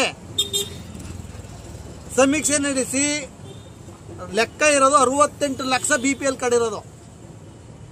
ನೀವು 1,25,00,000 BPL ಕಾರ್ಡ್ ಇದೆ ಅಂತ. ಗೌರ್ಮೆಂಟ್ ಕೆಲಸದವ್ರು BPL ಕಾರ್ಡ್ ಎಲ್ಲಿ ಬರ್ತದೆ? ಗೌರ್ಮೆಂಟ್ ಡ್ಯೂಟಿಲಿರೋರಿಗೆ ಗೌರ್ಮೆಂಟ್ ಮನೆ ಹೆಂಗ್ ಸಿಗ್ತದೆ? ಈ ಫ್ರೀ ಗ್ಯಾರಂಟಿ ಅನುಕೂಲ ಆಯ್ತಾ ಇರೋದು ಗೌರ್ಮೆಂಟ್ ಡ್ಯೂಟಿಲಿರೋರ್ಗೆ, ಬಡವ್ರಿಗಲ್ಲ. ಬಡವ್ರ ದಿನ ಮಗಳ ಮನೆಗೂ ಹೋಗಕ್ಕಲ್ಲ, ಮಗನ ಮನೆಗೂ ಹೋಗಕ್ಕಲ್ಲ, ಕೈಲೂ ಹೋಗಕ್ಕಲ್ಲ. ಖರ್ಚಿಗೆ ಏನಾದ್ರು ತಗೋಬೇಕು, ಯಾರೋ ಸುತ್ತಲ್ಲ. ಇಲ್ಲಿ ಸುತ್ತ ಅನುಕೂಲ ಆಯ್ತಿರೋದು ಡ್ಯೂಟಿ ಮೇಲೆ ಇರೋರ್ಗೆನೆ, ಲಾಭನೂ ಅವ್ರಿಗೆ ಆಯ್ತಿರೋದು. ಇದರಿಂದ ಜನಸಾಮಾನ್ಯರಿಗೆ ಬಡವ್ರಿಗೆ ಅನುಕೂಲ ಇಲ್ಲ. ಗೃಹಲಕ್ಷ್ಮಿ 2,000 ಕೊಡೋದ್ರಿಂದ ಬಡವ್ರಿಗೆ ಅನುಕೂಲ ಆಯ್ತದೆ ಕೆಲವು ಜನಕ್ಕೆ ಅನುಕೂಲ ಇಲ್ಲ. ಅದ್ರ ಬದಲಾಗಿ 1,200 ರೂಪಾಯಿ 65 ವರ್ಷದವ್ರಿಗೆ ಪಿಂಚಿನ್ ಕೊಡ್ತಾ ಇದ್ರು. ಅದನ್ನ 3,000 ಕೊಟ್ಟಿದ್ರೆ ಬಡವ್ರ ಬಗ್ರು ಬದುಕಡೋರು ಅದನ್ನ ಮಾಡ್ತಾ ಇಲ್ಲ. ಇದರಿಂದ ದೊಡ್ಡ ಅನಾನುಕೂಲ ಆಗ್ತಾ ಇದೆ, ಅನುಕೂಲತೆ ಇಲ್ಲ. ಸರಿ, ಇವ್ರು ಅನುಕೂಲತೆ ಮಾಡ್ತೀನಿ ಅಂದ್ರೆ TSP ದುಡ್ಡ ನಮ್ಮ SC ST ದುಡ್ಡು ಯಾಕೆ ತಗತಾನೆ?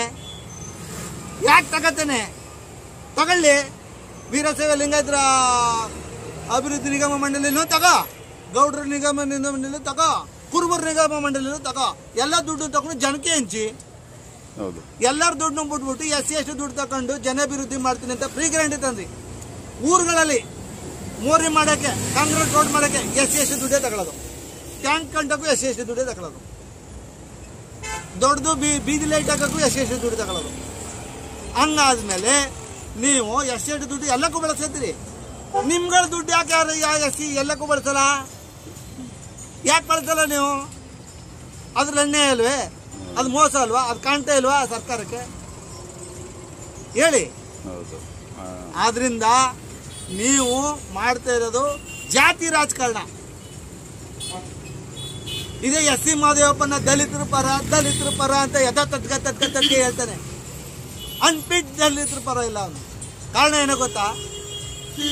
ಸಮಾಜ ಕಲ್ಯಾಣ ಇಲಾಖೆ ಸಚಿವ ಏನ್ ನಿರ್ಧಾರ ತಗೊಂಡು ನಡೀತಿದೆ ಆದ್ರೆ ಕಾನೂನುಬದ್ಧವಾಗಿ. ಆದ್ರೆ SC ST ಗೆ ಅನುಕೂಲ ಆಗೋದನ್ನ ಸ್ಕಾಲರ್ಶಿಪ್ಗೆಲ್ಲ ಸರಿಯಾಗಿ ಬರ್ತಾ ಇಲ್ಲ. ಯೂನಿವರ್ಸಿಟಿಲಿ ಎಷ್ಟೋ ಜನ ಮಕ್ಕಳು ಈಗಲೂ ಕೂಡ ಸ್ಟ್ರೈಕ್ ಮಾಡ್ತಾ ಸಾಯ್ತಾ ಇದ್ದಾರೆ. ಅಲ್ಲಿ ಸಾಲ್ವ್ ಆಯ್ತಾ ಇಲ್ಲ. ಮೈಸೂರು ಜಿಲ್ಲಾ ಉಸ್ತುವಾರಿ ಅವರು ಏನ್ ಕೆಲಸ ಮಾಡ್ತಾರೆ? ಬರೀ ಬಾಯಿ ಮಾತಲ್ಲಿ ಹೇಳ್ತಾರೆ ದಲಿತರ ಪರ ನಾನು ಯಾವಾಗ್ಲೂ ಅಂತ. ದಲಿತರ ಕೇರಿಗಳೆಲ್ಲ ಉದ್ಧಾರ ಆಗಿದ್ದಾವೆ. SC ST ಗೆ ಅನುಕೂಲತೆ ಏನ್ ಮಾಡ್ಕೊಟ್ಬಿಟ್ಟಿದ್ರು ತೋರ್ಸಪ್ಪ. ಅವರು ಬಾಯಲ್ಲಿ ಹೇಳೋದು SC ST ಗೆ ನಾನು ಸಾಮಾಜಿಕ ನ್ಯಾಯ ಸಚಿವ, ಅವ್ರು ಮಾಡ್ತಾರೆ ಮೇಲ್ಗಡೆಯವ್ರ ಜೀತ. ಸಿದ್ದರಾಮಯ್ಯ ಹೆಂಗ್ ಹೇಳ್ತಾನೆ ಹಂಗೆ ಕೇಳ್ಬೇಕಾಗತ್ತೆ. ಅಂಬೇಡ್ಕರ್ ಅವ್ರು ಅಂತ ಹೆಸರು ಹೇಳ್ತಾರಲ್ಲ, ಅಂಬೇಡ್ಕರ್ ಹೆಸರು ಮಾಡ್ತಾರ ಲುಚ್ಚ ಕೆಲಸ. ತತ್ವ ಸಿದ್ಧಾಂತನ ಅಂಬೇಡ್ಕರ್ ತತ್ವ ಸಿದ್ಧಾಂತ ನಾವು ಫಾಲೋ ಮಾಡ್ತೀವಿ ಅಂತಾರೆ. ಸತ್ಯವಾಗ್ಲೂ ಫಾಲೋ ಮಾಡಲ್ಲ ಅವರು. ಅವ್ರ ಹೆಸರು ಇಟ್ಕೊಂಡು ಇವ್ರು ದುಡ್ಡು ಮಾಡ್ಕೊತಾರ. ಲಾಭ ಯಾರಿಗೆ? ನಷ್ಟ ಆಯ್ತದ ಯಾರಿಗೆ? ಬಡವ್ರಾಗೆ ಸಾಯ್ತಾವ್ರೆ. ಶ್ರೀಮಂತರ ಆಗಕ್ಕೂ ಆಗದ್ ಬೇಡಿ, ಹೊಟ್ಟೆ ತಿನ್ನಕ್ಕೂ ಆಗಲ್ಲ, ಆ ಸ್ಥಿತಿ ತಂದು ಕುಂಚವ್ರ. ಈಗ ರಿಜಿಸ್ಟ್ರೇಷನ್ ಜಾಸ್ತಿ, ಕಂದಾಯ ಜಾಸ್ತಿ, ಮನೆ ಕಂದಾಯ, ನಲ್ಲಿ ಬಿಲ್ ಜಾಸ್ತಿ, ಲೈಟ್ ಬಿಲ್ ಜಾಸ್ತಿ. ಇವತ್ತು ನಮ್ಮ SC/ST ಜನ ನಿಂತಿರೋದು ಎಲ್ಲಿಗೆ ಅಂದ್ರೆ 30 kg ಅಕ್ಕಿ ಕೊಡೋ ತನಕ 3 ದಿನ ನಿಂತ್ಕೋಬೇಕು. 3 ದಿನ ಕೂಲಿ ಎಷ್ಟೋಯ್ತು? ಪುಕ್ಸಟ್ಟಿ ಅಕ್ಕಿ ಅಂತಾರೆ ಅವರು. ಒಂದೇ ದಿನಕ್ಕೆ ಅಕ್ಕಿ ಕೊಡಲ್ಲ ಸೊಸೈಟಿಗಳಲ್ಲಿ. 3 ದಿನ ಅಲಿಸ್ತಾರೆ. 3 ದಿನ ಕೆಲಸ ಕೆಟ್ಕೊಂಡು ನಿಂತಿದ್ದಾರೆ. ಅಲ್ಲೇ ಹೋಗ್ಲಿಲ್ವಾ ದುಡ್ಡು? ಎಷ್ಟು ದಿನ ಕ್ರಮ ತಗೊಂಡಿದ್ದಾರೆ ಕೇಳಿ ಅವರು? ಅಲ್ಲ, 3 ದಿನ ಕಾಯಿಸೋ ಅಂತ ಲೆಕ್ಕ ಏನ್ ನೋಡ್ಬೇಕು ಅವರು? ಲೆಕ್ಕ ಏನಿಲ್ಲ ಸರ್. ಯಾವುದೇ ಸೊಸೈಟಿ, ಮೈಸೂರು ಜಿಲ್ಲೆಯಲ್ಲಿ ಯಾವುದೇ ಸೊಸೈಟಿ ಕೂಡ ಕಾನೂನು ಪ್ರಕಾರವಾಗಿ 30 ದಿನನೂ ಕೂಡ ತೆಗಿಬೇಕು ಅಂತ ಇದೆ. ಬೆಳಗ್ಗೆ 8 ಗಂಟೆಯಿಂದ ರಾತ್ರಿ 8 ಗಂಟೆ ತೆಗಿಬೇಕು ಅಂತಿದೆ. ಯಾವ ಸೊಸೈಟಿ ತೆಗಿತಿದೆ ತೋರಿಸ್ಬಿಡಿ. ಇದ್ರ ಬಗ್ಗೆ ಹಲವಾರು ಕಡೆ ನಾವು ಮನವಿ ಕೊಟ್ಟಿದ್ದೀವಿ. ಮೈಸೂರು DC ಅವರಿಗೆ, ಭಗತಿ ಗೌತಮ್, ಹರ್ಷಗುಪ್ತ ಅವರು, ಹಿಂದೆ ಇದ್ದ ಕುಮಾರ್ ನಾಯ್ಕ, ರಂದೀಪ್, ಸಿಕ್ಕಾ ಮೇಡಮು, ಪ್ರತಿಯೊಬ್ಬರು ಟೇಬಲ್ ಅಲ್ಲೂ ಈ ಅರ್ಜಿ ಬಿದ್ದಿದೆ. ಸರಿಯಾಗಿ ನ್ಯಾಯಬೆಲೆ ಅಂಗಡಿಗಳು ಸಮರ್ಪಕವಾಗಿ ತೆಗಿತಾ ಇಲ್ಲ. ಜನಗಳು ಕೆಲಸ ಬಿಟ್ಬಿಟ್ಟು ಅಕ್ಕಿ ತಗೋಬೇಕಾಯ್ತದೆ. ಪುಕ್ಸಟ್ಟೆ 30 kg ಅಂತ ಹೇಳ್ತೀರಿ, 3 ದಿನ 4 ದಿನ ಬಾಳ್ಗೆಟ್ಟು ಎಬ್ಬೆಟ್ ಕೊಡಕ್ ಒಂದಿನ, ಅಕ್ಕಿ ತಗೊಳಕ್ ಒಂದಿನ. ಈ ಸ್ಥಿತಿ ನಿರ್ಮಾಣ ಆಗ್ತಾ ಇದೆ. ಪ್ರತಿಯೊಬ್ಬರು ಅವ್ರಿಗೆ ಅನುಕೂಲಕ್ಕೆ ತಕ್ಕಾಗಿ ಬೆಳಗ್ಗೆ 8 ಗಂಟೆಯಿಂದ ರಾತ್ರಿ 8 ಗಂಟೆ ಸೊಸೈಟಿ ಪಕ್ಕ ತೆಗಿಬೇಕು ಅಂತಿದೆ. ಯಾರೂ ತೆಗಿತಾ ಇಲ್ಲ ಅಂತಾನೆ ಕೂಡ ದೂರು ಕೊಟ್ಟಿದ್ದೀವಿ. ಆದರೆ ಆ ದೂರು ತಗೊಂಡಿದ್ದಾರೆ ಹೊರತು ಅವ್ರ ಮೇಲೆ ಯಾವುದೇ ಕ್ರಮ ಆಗಿಲ್ಲ. ಅಟ್ಲೀಸ್ಟ್ ಲಾಸ್ಟ್ ಪಕ್ಷ 1 ವಾರನಾರು ಬೆಳಗ್ಗೆ 8 ಗಂಟೆಯಿಂದ ಬೆಳಗ್ಗೆ 8 ಗಂಟೆ ರಾತ್ರಿ 8 ಗಂಟೆ ತೆಗಿಲಿ ಅಂತ ಕೇಳಿದೀವಿ. 1 ವಾರ ಕಾಲ ಇದುವರೆಗೂ ಅದಾಗಿಲ್ಲ. ಅವ್ರು ತೆಗೆದಾಗ ಇವ್ರು ನಿಂತ್ಕೋಬೇಕು, ತಗೋಬೇಕು. ಇಲ್ವಾ ಅಕ್ಕಿ ತಗೊಳ್ಳೋದು ನಿಲ್ಸ್ಬೇಕು, ನಾವು ಕೆಲ್ಸಕ್ಕೆ ಹೋಗ್ಬೇಕು. ಈ ಸ್ಥಿತಿ ನಿರ್ಮಾಣ ಆಗ್ತಾ ಇದೆ. ಯಾವುದೇ ಒಂದು ಅನುಕೂಲತೆ ಕೂಡ ಆಯ್ತಾ ಇಲ್ಲ. ಇದೇ KR ಹಾಸ್ಪಿಟ್ಲಲ್ಲಿ ಎಲ್ಲ ಕೂಡ ಕಡಿಮೆ ಇದೆ ಅಂತ ಹೇಳ್ತಿರೋ. ಈಗ ಅದಕ್ಕೂ ಕೂಡ 30% ಜಾಸ್ತಿ ಮಾಡೋಣ ಸಿದ್ದರಾಮಯ್ಯ. ಏನು ಮಾಡ್ಕೊ ಸಾಯ್ಬೇಕು? ಅದ್ರ ಬದಲಾಗಿ ಜಾಸ್ತಿ ಮಾಡೋ ಬದಲಾಗಿ ಪ್ರೈವೇಟ್ಗೆ ಹೋಗೋರಿಗೆಲ್ಲ ಕಡಿವಾಣ ಹಾಕಿ KR ಹಾಸ್ಪಿಟ್ಲ್ನ ಚೆನ್ನಾಗಿ ಇಂಪ್ರೂವ್ಮೆಂಟ್ ಮಾಡ್ಬೋದಿತ್ತು. ಇಲ್ಲ, KR ಹಾಸ್ಪಿಟ್ಲ್ ಕೂಡ 30% ಜಾಸ್ತಿ ಎಲ್ಲ ರೇಟಿಗೆ. ಹೆಂಗ್ ಮಾಡಿ ಬದುಕಬೇಕು ಜನ? KR ಹಾಸ್ಪಿಟ್ಲ್ ಬರ್ಬೇಕಾದ್ರೆ ಬಡವರೇ ಬರ್ಬೇಕು, ಉಳ್ಳವ್ರು ಯಾರು ಬರಲ್ಲ. ಆದ್ರೆ ಬಡವ್ರು ಬಂದವ್ರಿಗೆ ಬೆಲೆನೇ ಇಲ್ಲ. ಅಲ್ಲಿ ಸಿಬ್ಬಂದಿ ಹೊರಗೆ ಸೆಕ್ಯೂರಿಟಿಯಿಂದ ಹಿಡಿದು ಆಯಾ ಸೆಕ್ಯೂರಿಟಿ, ನರ್ಸ್ಗಳು ಇವ್ರುಗಳೇ ಪ್ರಾಣ ತೆಗೆದು ಬಿಡ್ತಾರೆ. ಡಾಕ್ಟರ್ ಗಂಟ ಇವ್ರುಗಳು ನೋಡ್ಕೊಂಡ್ರೆ ಡಾಕ್ಟರ್ ಟ್ರೀಟ್ಮೆಂಟ್. ಆ ಸ್ಥಿತಿ ನಿರ್ಮಾಣ ಆಗ್ತಾ ಇದೆ. ಒಂದು ಸಲ ನೀವು ಭೇಟಿ ಕೊಟ್ಟು ನೋಡಿ KR ಹಾಸ್ಪಿಟ್ಲಿಗೆ, ಬ್ಲಡ್ ಬ್ಯಾಂಕಿಗೆ ಅಬ್ಸರ್ವೇಷನ್ ಮಾಡಿ. ನೀವು ಮೀಡಿಯಾದವರು ಅಂತ ನೀವು ಹೇಳ್ಕೊಬೇಡಿ. ಅಲ್ಲಿ ನಡೀತಾ ಇರೋ ದೌರ್ಜನ್ಯಗಳು. ಒಬ್ಬ ಸೆಕ್ಯೂರಿಟಿ 3 ಜನ 4 ಜನ ಕರ್ಕೊಂಡೋಗಿ ಲೈನ್ಗೆ ನಿಂತ್ಕೊಳ್ಳಲ್ಲ, ಒಳಗಿಂದ ಒಳಗೆ ಎಲ್ಲಾನು ಮಾಡಿಸ್ತಾನೆ. ಒಂದು ಒಬ್ಬರ ಹತ್ರ 200 ರೂಪಾಯಿ ಅಂದ್ರೆ 3 ಜನಕ್ಕೆ 600 ರೂಪಾಯಿ ಕಿತ್ಕೊತೀನಿ ನೋಡಿ. ಈ ಥರ ಕಮಿಷನ್ ದಂಧೆ. ಹಳ್ಳಿ ಜನ ಹೋಗಿ ಗೌರ್ಮೆಂಟ್ ಹಾಸ್ಪಿಟಲ್ ನಂತ ಕೊಟ್ಟರೆ ಕೆಲಸ ಆಗೋದು ಇಲ್ಲ. ಈ ಸ್ಥಿತಿ ಇದೆ. ದಯವಿಟ್ಟು ಸಿದ್ದರಾಮಯ್ಯನವರೇ, ಇದೇ ಲಾಸ್ಟ್ ನಿಮಗೆ ಮುಖ್ಯಮಂತ್ರಿ ಸ್ಥಾನ. ಏನೇನು ಮೈಸೂರು ಅಭಿವೃದ್ಧಿ ಮಾಡಿದರೆ ನಮಗೆ ಸಂತೋಷ. ಆದರೆ ಏನೇನು ಕೊಳಕ್ತನ ದಾರಿಗಳಿದೆ ಎಲ್ಲನೂ ಉರ್ದುಂಬಿಸ್ಬಿಡಿ. ದಸರಾ ಮಾಡ್ತಾ ಇದೆ ಸಂತೋಷ. 6 ಕೋಟಿ ಲೈಟಿಂಗ್ಸ್ ಅಂತ ಹೇಳ್ತಾ ಇದೆ. ಯೂಟ್ಯೂಬ್ಗಳಲ್ಲಿ 6 ಕೋಟಿ ಲೈಟಿಂಗ್ಸ್ ಖರ್ಚಾಗ್ತಿದೆ. 6 ಕೋಟಿ ಖರ್ಚು ಮಾಡ್ಬಿಟ್ಟು ನೀನು ಲೈಟಿಂಗ್ಸ್ ಮಾಡ್ಬಿಟ್ಟು ಇಡೀ ದೇಶ ಉದ್ಧಾರ ಮಾಡಬೇಡಪ್ಪ. ಮೈಸೂರು ಉದ್ಧಾರ ಮಾಡಿ, ಬಡವ್ರ ಬಗ್ಗರು ಉದ್ಧಾರ ಮಾಡಿ. ಒಂದು ತೂತು ಹಣ್ಣಕ್ಕಿಲ್ಲದೆ ಇನ್ನೂ ಬೇಜಾರು ಜನ ಇದೆ. ಉದ್ಧಾರ ಮಾಡಿ. ಸ್ಕೂಲ್ ಕಟ್ಸಿ, ಗೌರ್ಮೆಂಟ್ ಸ್ಕೂಲ್ ಉದ್ಧಾರ ಮಾಡಿ. ಪ್ರೈವೇಟ್ನವ್ರ ಕಡಿವಾಣ ಹಾಕಿ. ಇಷ್ಟು ಹೇಳಿ ನಿಮ್ಗೆ ಕೈ ಮುಗಿತಾ ಇದ್ದೆ ಅಷ್ಟೇ. ಕೇಂದ್ರದಲ್ಲಿ ನರೇಂದ್ರ ಮೋದಿ ಅವರು 11 ವರ್ಷ ಆಡಳಿತ ಮಾಡಿದ್ದಾರೆ. ಏನ್ ಹೇಳ್ತೀರಾ ಸರ್ ಅದ್ರ ಬಗ್ಗೆ? ಸರ್, ಅವ್ರ ಬಗ್ಗೆ ತುಂಬಾ ಮೆಚ್ಚುಗೆ ಇದೆ. ದೇಶನ ಉಳಿಸ್ತವ್ರೆ ಸರ್ ಇವತ್ತು. ಪ್ರತಿಯೊಂದು ವಿಷಯದಲ್ಲೂ ನಮ್ಮ ಜನ ಏನ್ ಮಾಡ್ತಾವ್ರೆ ಅಂದ್ರೆ ಬರೀ ನಮ್ಮ ಅಭಿವೃದ್ಧಿ ಕಡೆನೇ ನೋಡ್ತಾ ಇದ್ದಾರೆ. ಖಂಡಿತ ಅಭಿವೃದ್ಧಿ ಆಗಬೇಕು, ಆದರೆ ನಮ್ಮ ದೇಶನ ಉಳಿಬೇಕಾಗಿ ಅದನ್ನು ನೋಡಬೇಕಲ್ಲ. ಈಗ ದೇಶದ ಕಡೆ ಎಲ್ಲ ದೇಶದಲ್ಲಿ ಹೋಗ್ಬಿಟ್ಟು ಎಲ್ಲ ದೇಶದಲ್ಲಿ ಒಳ್ಳೆ ಸಂಪರ್ಕ ಇಟ್ಕೊಂಡು ನಮ್ಮ ದೇಶ ಸುಭಿಕ್ಷವಾಗಿ ಇರಬೇಕನ್ನೋ ಒಂದು ಉದ್ದೇಶಕ್ಕಾಗಿ ಅವರು ಎಷ್ಟೋ ಒಂದು ಶ್ರಮ ಪಡ್ತಾ ಇದ್ದಾರೆ ಸರ್ ನಮ್ಮ ದೇಶಕ್ಕೆ. ಅವ್ರು ಯಾವುದೇ ಒಂದು ಆಸ್ತಿ ಸಂಪಾದಿಸು ಏನೋ ಮಾಡಬೇಕಂತ ಖಂಡಿತವಲ್ಲ ಅವರಲ್ಲಿ ಇಲ್ಲ ಸರ್. ನಮ್ಮ ದೇಶ ಉಳಿವಿಗಾಗಿ ಅವರು ಶ್ರಮಿಸ್ತಾ ಇದ್ದಾರೆ ಸರ್. ಅಂಥವ್ರಿಗೆ ನಾವು ಧನ್ಯವಾದ ಹೇಳಬೇಕು ಸರ್. ಎಷ್ಟೋ ವರ್ಷಗಳಾದ್ಮೇಲೆ ಇಂಥ ರಾಜಕಾರಣಿ ನೋಡ್ದಂಗಿದೆ. ಖಂಡಿತ ಸರ್, ಖಂಡಿತ. ನಾವು ಬರೀ ರಾಜಕಾರಣ ಅಂದ್ರೆ ಬರೀ ಕುಟುಂಬ ರಾಜಕಾರಣ ಅಥವಾ ಅವರು ಸಂಪಾದನೆ ಮಾಡಕ್ಕೆ ರಾಜಕಾರಣ ಮಾಡಿದ್ದಾರೆ ಹೊರತು, ಆದರೆ ಮೋದಿಜಿಯವರು ಖಂಡಿತವಲ್ಲೂ ಸಮಾಜಕ್ಕೆ ನಮ್ಮ ದೇಶಕ್ಕೋಸ್ಕರ ಅವರು ಶ್ರಮಿಸ್ತಾ ಇದ್ದಾರೆ ಸರ್. ಖಂಡಿತವಲ್ಲ ಅದು ಹೆಮ್ಮೆ ಇದೆ ಸರ್. ಎಲ್ಲ ವರ್ಗದವ್ರಿಗೂ ಅದು ಒಂದು ಒಳ್ಳೆಯದೇನ ಮಾಡ್ತಾ ಇದ್ದಾರೆ ಸರ್. ಅದರಿಂದ ಅವರಿಗೆ ಕೃತಜ್ಞತೆ ಸಲ್ಲಿಸ್ತೀವಿ ಸರ್. ಕೆಲವೊಂದ್ಸರಿ ಎಲ್ಲೋ ಒಂದೇ ಧರ್ಮದ ಬಗ್ಗೆ ವಾಲ್ತಾ ಇದ್ದಾರೆ ಅಂತ ಅನ್ನೋದು ಒಂದು ವಾಯ್ಸ್ ಬರುತ್ತೆ ಸರ್. ನಾವು ಆ ಥರ ಅನ್ಕೊಳ್ಳೋ ಬದಲು ಒಂದು ಧರ್ಮಕ್ಕೆ ಅನ್ಯಾಯ ಆದಾಗ ಅದನ್ನ ಅವರು ಕಳಿಸೋದು ತಪ್ಪೇನಿಲ್ಲ. ಅವರು ಎಲ್ಲರೂ ಒಂದು ಒಟ್ಟಿಗೆ ಕರ್ಕೊಂಡು ಹೋಗ್ಬೇಕಂತ ಅವ್ರಿಗೆ ಆಸೆ ಇದೆ ಸರ್. ಆದರೆ ಕೆಲವು ರಾಜಕಾರಣದಿಂದ ಏನು ಮಾಡ್ತಾ ಇದ್ದಾರೆ ಅಂದರೆ, ಇವರು ಓಟ್ಗೋಸ್ಕರ ಇನ್ನೊಂದು ಧರ್ಮನ ಓಲೈಸ್ಕೊಂಡು ಮಾತಾಡ್ತಾ ಇದ್ದಾರೆ ಸರ್. ಅದು ತಪ್ಪು ಸರ್, ನಿಜವಲ್ಲ ಅದು ತಪ್ಪು. ಯಾಕಂದರೆ ಎಲ್ಲರೂ ಈ ದೇಶದಲ್ಲಿ ಹುಟ್ಟಕ್ಕಂಥ ಎಲ್ಲ ಧರ್ಮಗಳಾಗಲಿ, ಎಲ್ಲ ಜಾತಿ ಜನಾಂಗದವರಾಗಲಿ ಈ ದೇಶದಲ್ಲಿ ಶಾಂತಿ ನೆಮ್ಮದಿಯಿಂದ ಬದುಕೋದು ಬೇಕು. ಮುಖ್ಯ ಅದು ಬೇಕು ಸರ್.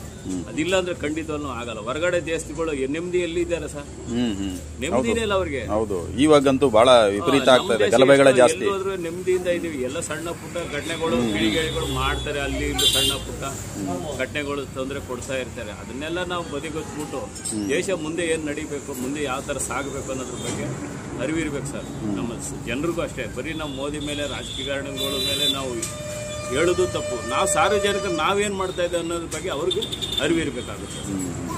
ಖಂಡಿತವಾಗ್ಲೂ ಮೋದಿ ಬಗ್ಗೆ ನಮಗೆ ಹೆಮ್ಮೆ ಇದೆ ಸರ್. ಮೋದಿ ಅವ್ರು ಬಿಟ್ಟರೆ ರಾಹುಲ್ ಗಾಂಧಿ ಅವ್ರಿಗೆ ಏನಾದರೂ ಅವಕಾಶ ಕೊಡ್ಬೋದಾ ಸರ್? ರಾಹುಲ್ ಗಾಂಧಿ ಇದ್ದಾರೆ ಸರ್. ಅವ್ರ ಬಗ್ಗೆ ಒಂದು ಸ್ವಲ್ಪ ಮಾತಾಡಬೇಕಾಗ್ತದೆ. ಇಂದಿರಾ ಗಾಂಧಿ ಇದ್ದಾಗ, ಇಂದಿರಾ ಗಾಂಧಿ, ರಾಜೀವ್ ಗಾಂಧಿ ಇದ್ದಾಗ ಸ್ವಲ್ಪ ದೇಶದಲ್ಲಿ ಸ್ವಲ್ಪ ನೆಮ್ಮದಿ ಶಾಂತಿ ಬಡವರ ಬಗ್ಗೆ ಕಾಳಜಿ ಇತ್ತು ಸರ್. ಆ ಒಂದು ಪಕ್ಷ ಈಗ ಇಲ್ಲ ಅನ್ನೋ ಆ ಒಂದು ನಡವಳಿಕೆ ಅವರಲ್ಲಿ ಇಲ್ಲ ಸರ್. ಈ ದೇಶ ಒಂದು ಕಡೆ ವಾಲೋದು ಅಂತ ಅವರು ನಾನು ನೋಡ್ತಾ ಇರ್ತೀವಿ. ನಾವು ಯಾರು ಪರನೂ ಅಲ್ಲ, ಅಂದ್ರೆ ಸಮಾಜ ಬಗ್ಗೆ ಯೋಚನೆ ಮಾಡಿದಾಗ ಅವ್ರು ಒಂದು ಪಕ್ಷಕ್ಕೆ ಒಂದು ಧರ್ಮಕ್ಕೆ ಅವ್ರು ಸೀಮಿತವಾಗಿರ್ತಾರೆ ಸರ್. ಅವರು ಎಲ್ಲ ಧರ್ಮದವರು ಅವ್ರಿಗೆ ಗೌರವಿಸ್ಬೇಕು. ಆಗ ಮಾತ್ರ ಅವ್ರಿಗೂ ಒಂದು ಒಳ್ಳೆ ಮುಂದಕ್ಕೆ ಭವಿಷ್ಯ ಇರುತ್ತೆ. ಅದು ಬಿಟ್ಬಿಟ್ಟು ಏನಾಯ್ತು ಅದು ಒಂದು ಕಡೆ ವಾಲ್ದಾಗ ಏನಾಯ್ತು ಅಂದ್ರೆ ಇದೇ ಘರ್ಷಣೆಗೆ ಕಾರಣಗಳಾಗ್ತದೆ. ಈಗ ಲಾಲ್ ಬಹದ್ದೂರ್ ಶಾಸ್ತ್ರಿ ಇದ್ರು, PV ನರಸಿಂಹರಾವ್ ಇದ್ರು, ಇಂದಿರಾ ಗಾಂಧಿ ಅವರು ಇದ್ರು, ರಾಜೀವ್ ಗಾಂಧಿ ಅವರು ಇದ್ರು, ಜವಾಹರ್ಲಾಲ್ ನೆಹರು ಇದ್ರು, ವಾಜಪೇಯಿ ಬಂದರು, ಮತ್ತೆ ಮೋದಿ ಅವರು ಈಗ ಆಡಳಿತ ಮಾಡ್ತಾ ಇದ್ದಾರೆ. ಮನಮೋಹನ್ ಸಿಂಗ್ ಅವರು 10 ವರ್ಷ ಆಡಳಿತ ಮಾಡಿದ್ರು. ಇವರೆಲ್ಲ ಕಂಪೇರ್ ಮಾಡಿದ್ರೆ ಬೆಸ್ಟ್ ಅಂತ ಯಾರಿಗೆ ಹೇಳ್ತೀರಿ ಸರ್? ನಿಜವಾಗಿ ಹೇಳ್ಬೇಕಾದ್ರೆ ಅವರು ಮಾಡಿದ್ದಾರೆ. ಮನಮೋಹನ್ ಸಿಂಗ್ ಸ್ವಲ್ಪ ಮಾಡಿದ್ದಾರೆ, ಇಲ್ಲ ಅಂತಲ್ಲ. ನಾವು ಯಾರು ಕಡಿಮೆ ಅಂತ ಮಾಡಬಾರ್ದು. ಯಾಕಂದ್ರೆ ಹೆಚ್ಚಿನ ರೀತಿಯಲ್ಲಿ ದೇಶನ ಅಭಿವೃದ್ಧಿ ಕಡೆ ಕೊಂಡೊಯ್ತಿರುವಂತದ್ದು ಮೋದಿ ಅವರು ಸರ್. ಅವ್ರ ಬಗ್ಗೆ ಕಾಳಜಿ ಐತೆ ಸರ್. ಮನಮೋಹನ್ ಸಿಂಗ್ ಕೆಲಸ ಮಾಡಿದ್ದಾರೆ, ಇಲ್ಲ ಅಂತಲ್ಲ. ಅವರು ಕೆಲಸ ಮಾಡಿದ್ದಾರೆ, ದೇಶಕ್ಕೋಸ್ಕರ ಅವರು ಸೇವೆ ಮಾಡಿದ್ದಾರೆ. ಆದ್ರೆ ಹೆಚ್ಚಿನ ರೀತಿಯಲ್ಲಿ ಇವತ್ತು ಸನ್ನಿವೇಶದಲ್ಲಿ ನಾವು ಹೊರಗಡೆ ದೇಶಗಳಲ್ಲಿ ಯಾವ ತರ ದಂಗೆ ಹೇಳ್ತಾ ಇದೆ, ಯಾವ ತರ ಆ ಕಡೆ ಎಲ್ಲೂ ಚಿತ್ರಹಿಂಸೆ ನಡೀತಾ ಇದೆ, ಅದಕ್ಕೆ ನಾವು ಹೋಲಿಸ್ಕೊಂಡ್ಬಿಟ್ರೆ ನಮ್ಮ ದೇಶ ಎಷ್ಟು ಚೆನ್ನಾಗಿದೆ ಸರ್. ಅದ್ರ ಬಗ್ಗೆ ನಮಗೆ ಹೆಮ್ಮೆ ಇದೆ. ಪಕ್ಕದ ರಾಷ್ಟ್ರಗಳಾದ ಈಗ ಬಾಂಗ್ಲಾದೇಶ ಎಲ್ಲ ಗಲಭೆಯಿಂದ ಅದು ಇದಾಯ್ತು, ಮತ್ತೆ ಈಗ ನೇಪಾಳ ಆಗಿದೆ. ಬಾಂಗ್ಲಾದೇಶ, ನೇಪಾಳ, ಹೌದು. ಮತ್ತೆ ಈಗ ಇದು ಯಾವುದೋ ಇನ್ನು ಅರಬ್ ಕಂಟ್ರಿಗಳೆಲ್ಲ ಆಗ್ತಾನೆ ಇರೋದು. ಶ್ರೀಲಂಕಾದಲ್ಲ ದಂಗೆಗಳು ಇದ್ದು ಅಲ್ಲಿನ ಯಾರು ರಾಜಕಾರಣಿಗಳೆಲ್ಲ ಹೊಡೆದಿ ಅವರು ಆ ತರ ನಡ್ಕೊಂಡಿದ್ದಾರೆ. ಸಾರ್ವಜನಿಕರಿಗೆ ಏನ್ ಬೇಕೋ ಅನುಕೂಲಗಳು ಅದನ್ನ ಮಾಡ್ಕೊಡೋಂಥದ್ದು ರಾಜಕಾರಣಿಗಳು ಅಲ್ಲಿ ಆಡಳಿತ ವ್ಯವಸ್ಥೆಯಲ್ಲಿ ಇರ್ಬೇಕು ಸರ್. ಆ ವ್ಯವಸ್ಥೆ ಇಲ್ಲ ಅಂದಾಗ ಜನರು ದಂಗೆ ಇನ್ನು ಈ ತರ ಬರ್ಬೇಕಾದ್ರೆ ಬಂದೇ ಬರ್ತಾರೆ, ಬೀದಿಗಿಳಿತಾರೆ. ಇಂಥ ಹೋರಾಟಗಳು ನಡೀತಾರೆ ಸರ್. ಯಾಕಂದ್ರೆ ನಮ್ಮ ದೇಶದ ಸುತ್ತಮುತ್ತ 3 ರಾಷ್ಟ್ರಗಳಾಗಿರೋದ್ರಿಂದ ನಾವು ಹುಷಾರಾಗಿರ್ಬೇಕು ಅನ್ನೋದು ಖಂಡಿತ. ಯಾಕಂದ್ರೆ ನಾವು ಶತ್ರುಗಳು ನಮ್ಮ ಪಕ್ಕದಲ್ಲಿ ಇರ್ತಾರೆ, ನಾವು ಎಚ್ಚೆತ್ಕೋಬೇಕು. ಪ್ರತಿಯೊಬ್ಬರು ಬರೀ ರಾಜಕಾರಣಿಗಳು ನಮ್ಮ ಆರ್ಮಿ ಅಂತವ್ರಲ್ಲ, ನಾವು ಸಾರ್ವಜನಿಕರಾದಂಥವ್ರು, ದೇಶದ ಬಗ್ಗೆ ಕಾಳಜಿ ಇಟ್ಕೊಂಡಂಥವ್ರು, ಅವ್ರಿಗೆ ನಮ್ಮ ಜವಾನರಿಗಾಗಲಿ ಆದರೆ ನಮ್ಮ ಮಿಲಿಟರಿ ಅವ್ರಿಗಾಗಲಿ ನಾವು ಸಪೋರ್ಟ್ ಮಾಡ್ಬೇಕು ಸರ್. ನಾವು ಟೀಕೆ ಟಿಪ್ಪಣಿಗಳು ಮಾಡಬಾರ್ದು. ಖಂಡಿತವಲ್ಲ ಅವ್ರನ್ನ ನೀವು ಹೆಂಗೆ ಹೊಡೆದ್ರಿ, ಹೆಂಗೆ ಸಾಯಿಸ್ತೀರಿ, ಯಾವ ಥರ ಸಾಯಿಸ್ತೀರಿ ನಮ್ಗೆ ರಿಪೋರ್ಟ್ ಕೊಡಂದ್ರೆ ಪಾಪ ಎಲ್ಲಿಂದ ಕೊಡ್ತಾರೆ ಸರ್. ತಕ್ಷಣ ಗೆಲ್ಕೊಡಕ್ಕಾಯ್ತು. ಅದನ್ನು ನೋಡಬೇಕು, ನೋಡ್ಬಿಟ್ಟು ಯಾವ ಥರ ಮಾಡಿದ್ದಾರೆ ಏನಿದೆ ಈ ಗಲಭೆಗೆ ಏನು ಕಾರಣಗಳು ಅದೆಲ್ಲ ತನಿಖೆ ಆಗಬೇಕು. ತನಿಖೆ ಆದಮೇಲೆ ನಂತರ ಇದು ಹೊರಗಡೆ ಬರುತ್ತೆ, ಅದು ಸತ್ಯ ಅಸತ್ಯ ಏನಂತ ಗೊತ್ತಾಗುತ್ತೆ. ಕೆಲವೊಂದು ಇಂಟೆಲಿಜೆಂಟ್ ಸೀಕ್ರೆಟ್ಸ್ಗಳನ್ನ ಬಿಟ್ಕೊಡ್ಲೂಬಾರ್ದು, ಗೊತ್ತಿರುತ್ತೆ ಆದ್ರೂ ಅದನ್ನ ಪಬ್ಲಿಕ್ಗೆ ಅದನ್ನ ಕೊಡೋದು ತಪ್ಪಾಗುತ್ತೆ ಅನ್ನೋದ್ರ ದೃಷ್ಟಿಯಿಂದನೂ ಕೊಟ್ಟಿರಲ್ಲ ಅಂತ ಅನ್ಸುತ್ತೆ ಕೆಲವೊಂದು ಸರಿ. ಯಾಕಂದ್ರೆ ಮುಂದಿನ ಇನ್ನೊಂದ್ಸರಿ ಆತರ ಏನಾದ್ರು ಮಾಡ್ಬೇಕು ಅಂದಾಗ ಎಲ್ಲರಿಗೂ ಗೊತ್ತಾದಾಗ ಅವ್ರು ಹುಷಾರಾಗ್ಬಿಡ್ತಾರೆ. ಈಗ ನಾವು ಅವರು ಪಬ್ಲಿಕ್ ಅಲ್ಲಿ ಹೇಳ್ಬಿಟ್ಟಂದ್ರೆ ಮಾಧ್ಯಮಗಳಲ್ಲಿ ಹೇಳ್ಬಿಟ್ರೆ ಅವರು ವಿಷಯಗಳು ತಿಳ್ಕೊತಾರೆ. ಈ ದೇಶದಲ್ಲಿ ಹಿಂಗೆ ನಡೀತದೆ, ಈ ತರ ಮಾಡ್ಬೇಕು, ಮುಂದೆ ನಾವು ಈ ತರ ಅವ್ರನ್ನ ಹೊಡೆಯಂತ ಪ್ರಯತ್ನ ಮಾಡ್ಬೇಕಂತ ಅವ್ರು ಮೊದಲೇ ಗೆಸ್ ಮಾಡ್ಕೊತಾರೆ ಸರ್. ಅದರಿಂದ ಅದನ್ನ ಕೆಲವು ಸೀಕ್ರೆಟ್ಗಳನ್ನ ಹಂಗೆ ಮುಚ್ಚಿಡ್ತಾರೆ, ಬಹಿರಂಗವಾಗಿ ಪಡಿಸಲ್ಲ ಅವರು. ಅದರಿಂದ ಇವ್ರಿಗೆ ಏನಾಯ್ತದೆ, ಕೆಲವು ವಿರೋಧ ಪಕ್ಷಗಳಿಗೆ ನಮ್ಗೆ ಬಹಿರಂಗ ತಿಳಿಸ್ಬೇಕು, ನೀವು ತಿಳಿಸ್ಬೇಕು, ನಮ್ಗೆ ತಿಳಿಸ್ಬೇಕಂದ್ರೆ ಅದು ಖಂಡಿತ ಆಗಲ್ಲ, ಕಷ್ಟ ಆಗುತ್ತೆ ಸರ್. ಇನ್ನೊಂದು, ಈಗ ರಾಜ್ಯದಲ್ಲಿ ಚುನಾವಣೆಗಳಿಗೆ ಬ್ಯಾಲೆಟ್ ಪೇಪರ್ನ ಯೂಸ್ ಮಾಡಬೇಕು ಅಂತ ಇದ್ದಾರೆ, EVM ಮೆಷಿನ್ ಬೇಡ ಅಂತ ಏನಾದ್ರು. ಇವರು ಲಾಸ್ಟ್ ಟೈಮ್ ಕಾಂಗ್ರೆಸ್ನವ್ರು ಯಾವ್ದ್ರಲ್ಲಿ ಗೆದ್ದರು ಸರ್? ನಿಮಗೆ ಒಂದು ಪ್ರಶ್ನೆ, ಯಾವ್ದ್ರಲ್ಲಿ ಗೆದ್ರು ಸರ್? EVM ಅಲ್ವಾ ಸರ್? ಹೌದು. ಮತ್ತೆ ಈಗ ಹೆಂಗ್ ಸರ್ ಅದು ತಪ್ಪಾಗುತ್ತೆ? ಈಗ ಇವರು ಅದನ್ನೇ ಪ್ರಶ್ನೆ ಕೇಳಬೇಕಲ್ಲ, ನೀವು EVM ಇಂದಲೇ ನೀವು ಮೋಸ ಮಾಡಿ ಗೆದ್ದಿದ್ರಂತ ಇವರು ಆ ಪ್ರಶ್ನೆ ಕೇಳ್ಬೋದ? ಈಗ ವಿರೋಧ ಪಕ್ಷದವರು ಇನ್ನ ಜಾಸ್ತಿ ಬರ್ಬೇಕಿತ್ತು, ಅದರಲ್ಲೂ ನಮ್ಗೆ ಲಾಸ್ ಆಯ್ತು. ಇನ್ನ ಒಂದು 30-35 ಸೀಟ್ ಇನ್ನ ಜಾಸ್ತಿ ಬರೋದು. ಜನ ತೀರ್ಮಾನ, ಯಾರಿಗೆ ಎಷ್ಟು ಕೊಡ್ಬೇಕು ಅದು ಅವ್ರ ತೀರ್ಮಾನ. ನಿಮ್ಗೆ ಬಹುಮತ ಕೊಟ್ಟಿದ್ದಾರೆ, ಅದನ್ನ ನೀವು ನಡ್ಸ್ಕೊಂಡೋಗಿ. ಕೇಂದ್ರದಲ್ಲೂ ಅಷ್ಟೇ ಹೇಳ್ತಾ ಇರೋದು, ನಿಮ್ಗೆ ಕೊಟ್ಟಾಗ ನೀವು ಅದನ್ನ ಸರಿಯಾಗಿ ರೀತಿಯಲ್ಲಿ ನಡ್ಸ್ಕೊಂಡೋಗಿ. ನೀವು ಒಂದು ಸ್ಟೇಟ್ಮೆಂಟ್ ಕೊಡಬೇಕಾದ್ರೆ ಇನ್ನೊಬ್ಬರು ತೊಂದರೆ ಆಗೋಂತೂ, ಇನ್ನೊಬ್ಬರ ಪಕ್ಷಕ್ಕೆ ಅದು ತೊಂದರೆ ಆಗೋ ಥರ ಕೊಡಬಾರ್ದು. ಸಮಾಜನ ದೇಶನ ಯಾವ ಥರ ನಡೆಸಬೇಕು ಅದಕ್ಕೆ ನೀವು ಸಹಕಾರ ಕೊಡಬೇಕು. ಯಾವುದೇ ಪಕ್ಷದವರಾಗಲಿ ಸಹಕಾರ ಕೊಟ್ಟು ನಮ್ಮ ದೇಶ ಚೆನ್ನಾಗಿರ್ಬೇಕು. ಯಾವುದೇ ಧರ್ಮ ಆಗಲಿ ಯಾವ ಇದೇ ಆಗಲಿ ಸರ್ ಚೆನ್ನಾಗಿರ್ಬೇಕು ಅನ್ನೋದು ನಮ್ಮ ಉದ್ದೇಶ ಸರ್. ಈಗ ಇವರು ಸರ್ವೆ ಮಾಡಬೇಕಾದ್ರೆ ನಾಸ್ತಿಕರು ಮತ್ತೆ ಆಸ್ತಿಕರು ಅನ್ನೋದು 2 ಕಾಲಂನ ಸೇರಿಸ್ತಾ ಇದ್ದಾರೆ, ಜಾತಿ ಗಣತಿ ಮಾಡ್ತಾ ಇದ್ದಾರೆ. ಆ ಜಾತಿ ಗಣತಿಯಲ್ಲಿ ನಾಸ್ತಿಕರು, ದೇವರ ಭಕ್ತರು, ದೇವರ ಭಕ್ತಿ ಇಲ್ಲದೆ ಇರೋರು ಅನ್ನೋ ಕಾಲಂನ ಸೇರಿಸ್ತಾ ಇದ್ದಾರೆ. ಇದು ಎಷ್ಟು ಸರಿ ಅಂತ ಅನ್ಸುತ್ತೆ? ಇದು ಬಗ್ಗೆ ಅಷ್ಟು ನನಗೆ ಅದು ಬೇಕಿತ್ತ ಅಂತ ನನಗೆ ಅಷ್ಟು ಇದ್ರ ಬಗ್ಗೆ ನನಗೆ ಸ್ವಲ್ಪ ಗೊತ್ತಿಲ್ಲ ಸರ್. ಇದ್ರ ಸ್ವಲ್ಪ ತಿಳುವಳಿಕೆ ಬೇಕಾಗುತ್ತೆ ಈ ಒಂದು ವಿಷಯದ ಬಗ್ಗೆ. ಅದು ಕೆಲವರಿಗೆ ಅದು ಅವರವರ ಅಭಿಪ್ರಾಯ ಅಲ್ವೇ? ಅದು ಖಂಡಿತವಾಗಿ. ಯಾಕಂದ್ರೆ ಇದು ಆಳವಾಗಿ ಯೋಚನೆ ಮಾಡೋಂಥ ವಿಚಾರಗಳಿವೆ. ಹೌದು ಹೌದು. ಒಂದಕ್ಕೊಂದು ಲಿಂಕ್ ಇರುತ್ತೆ.